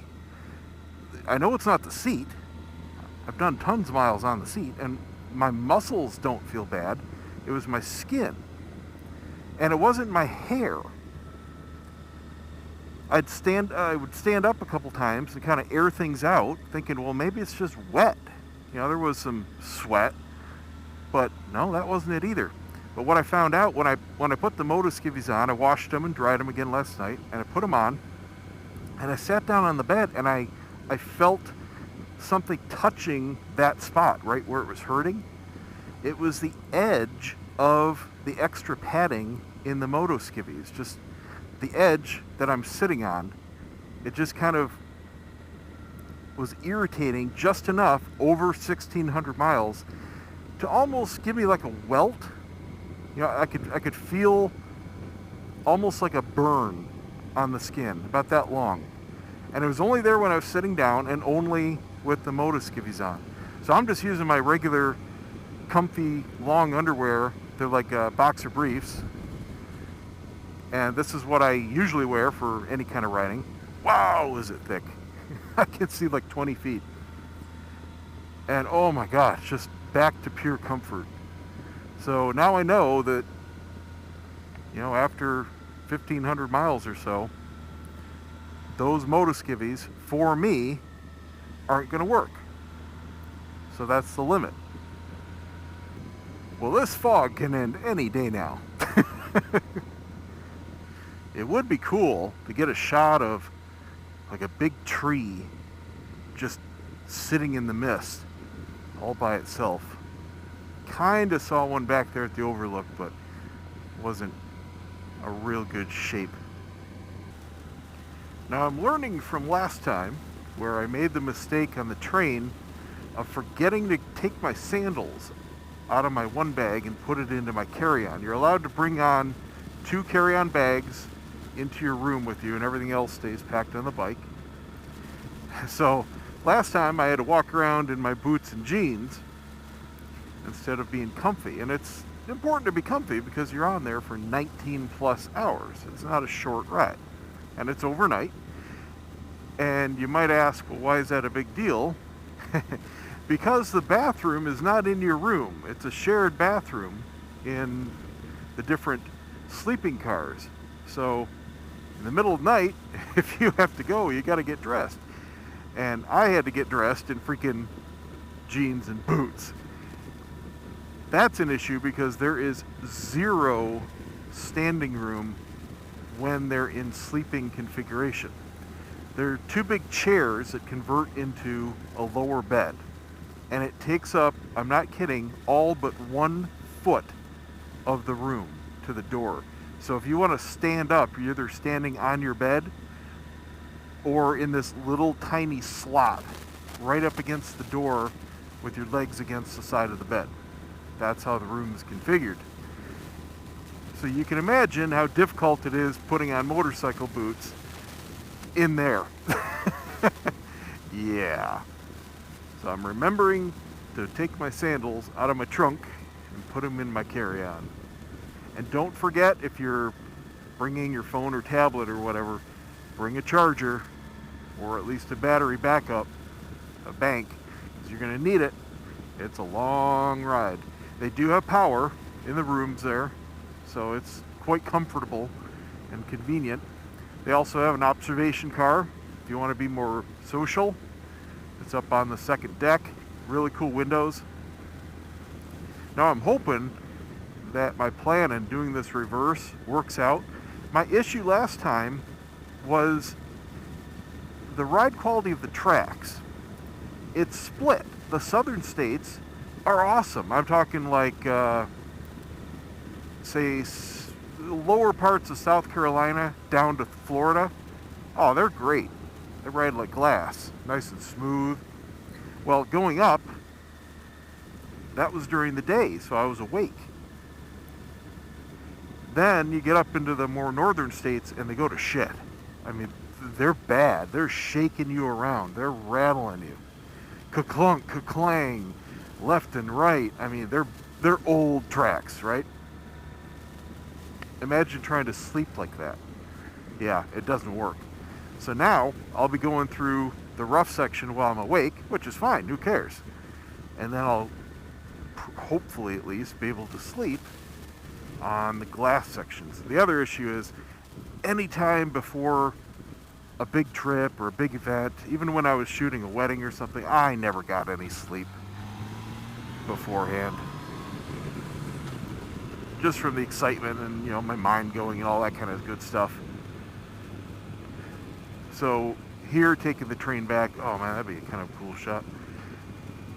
I got the trip done, so, you know, now I'm just going home. So I shouldn't have any problem. Okay, see these kinds of trees? I know the shot that I had in my head for this whole trip is somewhere along here. What are going to be the odds that it's going to be in fog? And now it's raining pretty good. Still staying dry though. Not quite that bad, but it's ramping up. It's dropped into the 50s with this wetness. The dampness really goes right to your bone. Time to turn on the grip heaters. Well, less than 40 miles to go, and it's certainly looking like this ride's going to be a bust for the photos. I am happy with that one I got though. So even if I don't get any more, that's still okay. Sure like to get some more though. But I don't think this is going to let up. Not in 40 miles. It is just as thick as when I entered. Man, this asshole just went by in this gray BMW with no lights on in this. There is no way you would see him if you were trying to pull out from one of these overlooks. Which surprisingly, a lot of people are pulled over in. I don't know what they're looking at. I think I'm going to be stuck behind this guy for quite some time. He's not doing anything wrong, but I cannot see far enough to safely pass him. Even in this passing, oh man, I can't. Seriously, I have about 4 seconds warning once you see the headlights. It's just not enough room. Well, he was real nice and realized that I couldn't see anything, so he just pulled over in an overlook just to let me pass. He was from Michigan. See how short that warning was? That's all you get. Good gravy. I don't think I've ever driven through thicker fog. I mean, I'm wiping my visor here thinking it's fogged up, No, it's really that foggy. I was just thinking, I have no idea if this footage is even gonna come out. I'm gonna bet the GoPro is completely missed it over, because I know my visor is. Well, certainly I'm disappointed, but now I'm looking forward to the train even more, because this certainly wasn't the relaxing end of the trip that I was looking forward to. Now I'm looking forward to relaxing on the train at least. I'm gonna get some lunch somewhere right by the station. That way I won't be super hungry on the train and tempted to spend 25 bucks on a microwave burger again. Well, I made it into Lorton. Train station's right behind me there. And I'm gonna grab some Chipotle for lunch. Hey, they got professional bums up here too. Guess he hasn't figured out to go to Florida. It's much easier. Lots more suckers. Lunch was good. I didn't even finish it. Amtrak train station next, right? Okay. Auto train. Yeah, buddy. It's 12:30. That's an hour and a half before the cutoff. Should be plenty of time. I would imagine it's going to be pretty busy with everybody going down to Florida, all the snowbirds. There's a Florida plate in front of me, another Florida plate in front of him. Yeah, they're pretty much all Florida plates. We're all going home. I'll try to show you guys the loading process. Basically, those cars there are double-decker vehicles. Cars they drive in, and the motorcycles and trikes and everything else, they go on these special sleds. Hi, Glenn, Glynn. Take a left. Okay. And go back, stay back, go directions, there's a bike.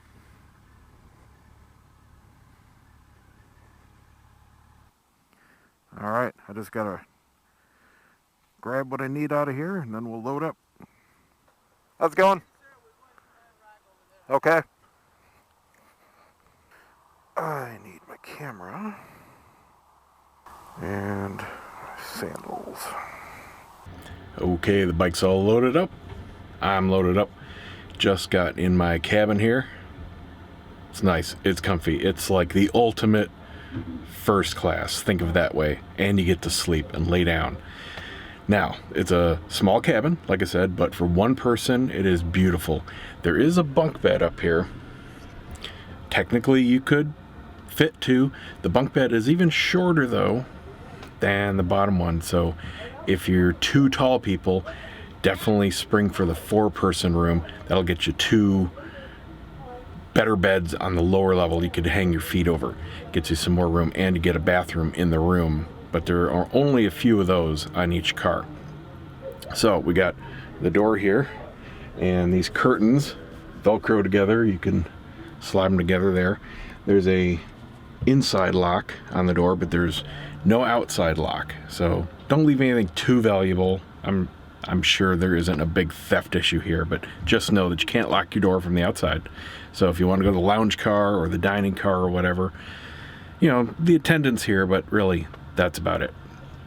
Up at the top, we've got the AC, and we got lights up there, reading lights. You can turn the ceiling lights off, and there's also a night light if you want that on during the night. These chairs are super comfy. These fold down. These are the beds, the halves of the bed. And I mean, they're super wide. You know, woo, you could like fit 2 people here. Very comfy. You've got 2 shelves on this side and like a big bin over there to throw clothes or whatever. And you've got a power outlet and AC controls and another reading light over there. You've got a radio and reading light there, and your, oop, you guys can't see it. Sorry, there you go. You got a reading light. You got your radio. You got a push to call just like on a plane. And let's see, well, you got some reading materials. And they give you a bunch of bottles of water. that's really about it. So here's that little space I was telling you about, because when the bed comes down, it comes out to here. So you have less than a foot. You have this much space. I can't even fit my boot in there. So that's why it's a complete pain in the ass. You have to turn your feet sideways and stand up right here. So it's no joke. Bring comfy shoes. And they do make you wear shoes anytime you leave your room. So it's not like you can walk around barefoot. Oh, funny story. The woman next door, every time I do a trip like this, there's always some freak. She's a germaphobe. We sat down. There's a guy right across the hall from me. There's a family. I'm in the end here. And there's a family in the big room right here. Well, she's on this side of me. And, you know, we're getting settled in, and the doors are open to the hallway here. And him and I, we look at each other like, the hell's it? What is it? It's really potent, really strong. And we keep hearing this.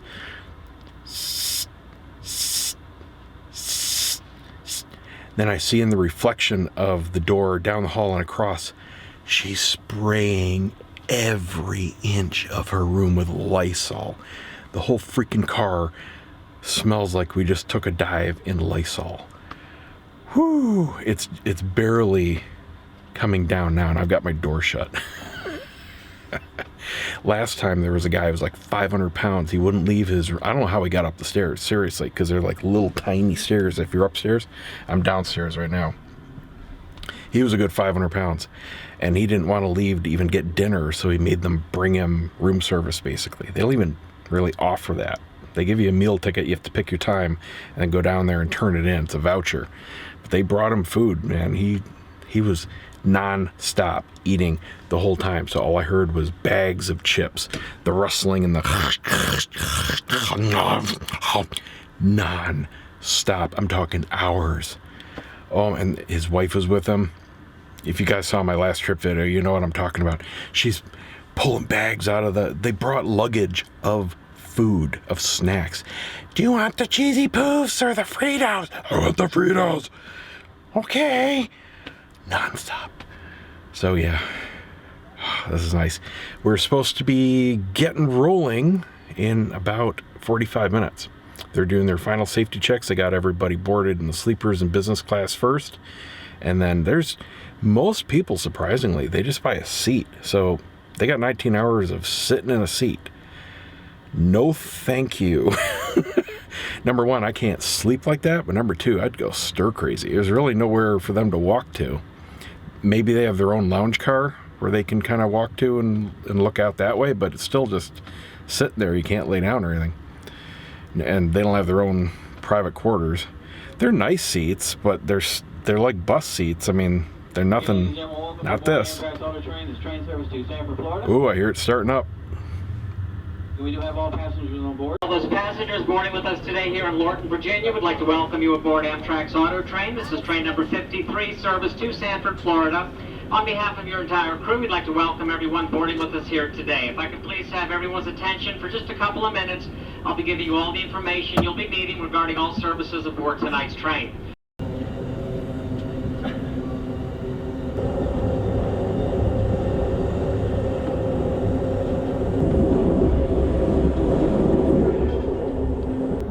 This noise here is a big part of why I couldn't sleep last time, because it's really loud. It sounds like somebody knocking on the door. It's just from the rough tracks up at this part, up above South Carolina.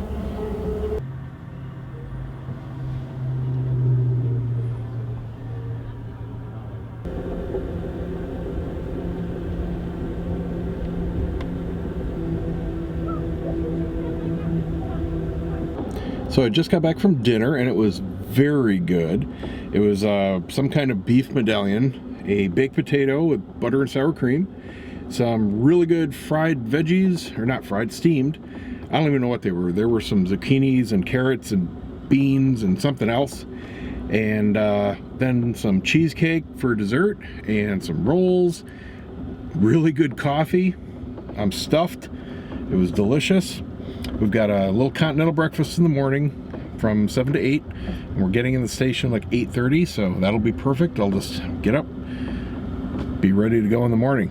So they've made my bed up here, converted the room while I was at dinner, and you can see it's just the 2 lounges, fully extended. They give you sheets, they give you a blanket, and that's about it. So here's all the room you have to you know, do anything. Trust me, you want to get ready, get in your room, and just stay here. You know, do your bathroom thing before dinner and relax. So I'm gonna turn in. Luckily, I've got Benadryl left. That'll really help me zonk out.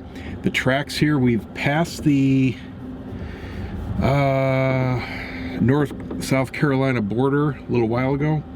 They're already getting a lot smoother. Through the North Carolina and Virginia passages, this whole thing was just rocking side to side. I mean, I was having trouble just keeping my iPad on my lap. It was that rough, but now it's gonna be perfect. So I'm gonna get some sleep, and we'll see you guys tomorrow on the last little jaunt home just from Orlando. Big deal. Well, good morning, guys. Whew, I actually got some sleep last night. That was, I'm not gonna say easy, but you know what? I got a rest. I got a solid 6 hours. And the Benadryl definitely really helped. And the tracks being smoother definitely helped. Usually, I'll wake up at, you know, little sounds. But, man, I don't think I woke up once in all the stops we made. And we stopped at, I think, a dozen different stations on the way down. And the train blowing, the horn didn't wake me up. It was nice. Bed's okay. Don't expect anything comfy. If you've ever slept on one of those couches that convert into sleepers, same thing. You don't have a bar in the middle of your back, but it's a, you know, a pretty thin mattress. It's like the actual chair, so don't expect hotel quality. But the sheets were comfy. Didn't even need the blanket. It's nice and cool in here. You got your own AC. When you have your door shut, the room stays nice and cool. So pretty much everyone leaves their doors shut. Time for breakfast. It's about 7:30 and we're on schedule. Should be pulling into the station about 8:30. Breakfast closes at 8, so if you want it, get up there before then. And then the bike will be unloaded, like I said, after all the cars.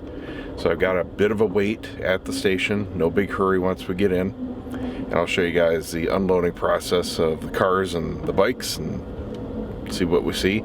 Never seen unloaded in Florida. I've only loaded there. So after that, it's back on the road and just quickly shooting home from Orlando. I'm not catching rush hour, thankfully. So I should be home probably by 1 o'clock at the latest.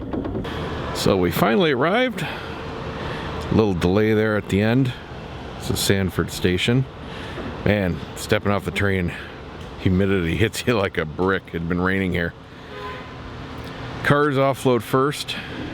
It's going to be an hour, hour and a half or so before the bikes come off. They're all loaded on these sleds that you saw earlier, and they get put in just like a vehicle on the tracks. So they valet the cars off the ramps, and then they just pull up to the terminal there, and everybody gets their cars.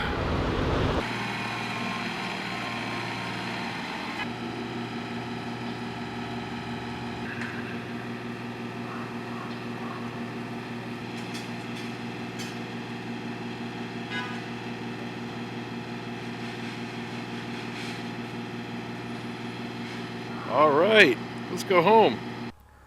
Goodbye, Amtrak. That was a good ride.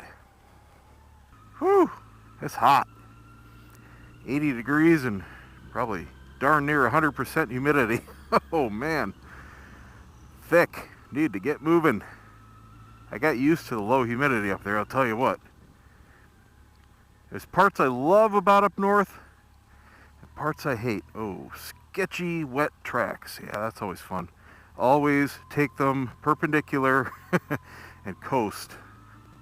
You can go down in a second on those things if you're at the wrong angle.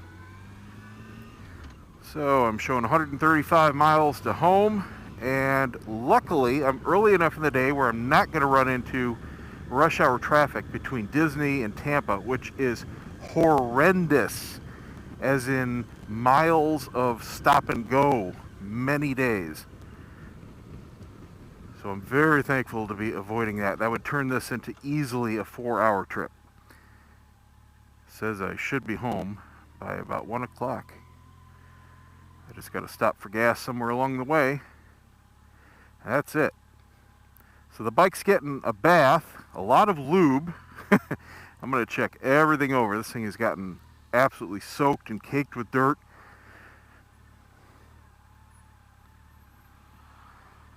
Oh, she almost ran right into that guy. Yeah, look both ways, honey. So I've also got some normal maintenance to do. It's due for a new air filter. I got that sitting in the garage. These tires are gone. The center tread pattern is gone in the rear. It's kind of squirrely feeling when it gets to this point. I do not routinely run my tires down to this point. About 500 miles ago, when I said I could start feeling it not turn quite as easily, that's when I changed my tires. I know a lot of guys will run them right down to the cords, literally seeing the steel. I think they're absolutely insane. They're just cheap bastards. That's all there is to it.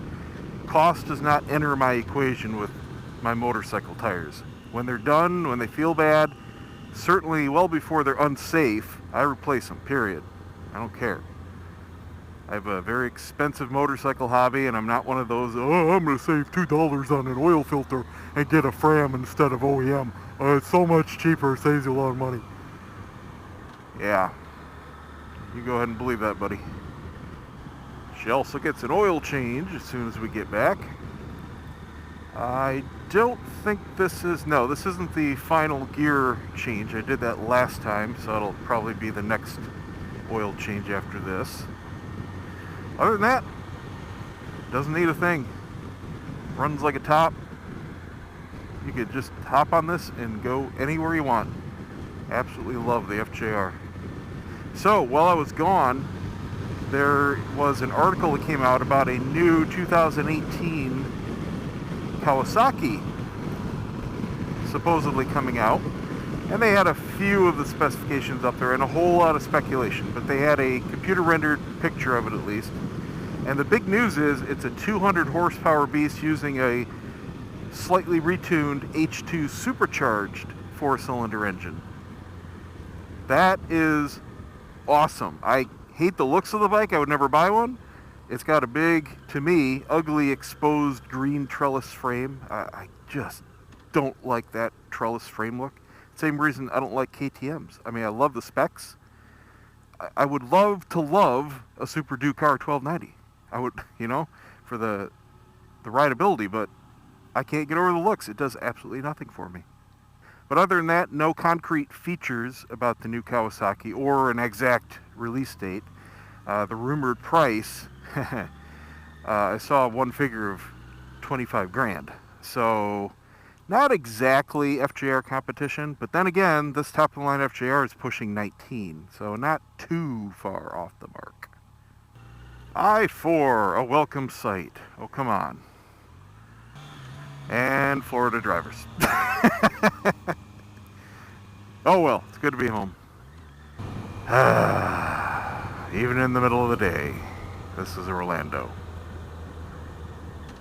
This is mild compared to rush hour. Just gotta get through it. Sure wish we had lane splitting. That's one stark difference between up north and down here, is just the amount of people. Tons of people down here. Even compared to when I moved down almost 20 years ago. What a difference. Well, that was 5 miles of stop and go just because of rubbernecking. Because there was a car broke down on the side of the road and everyone was looking at it. That's it.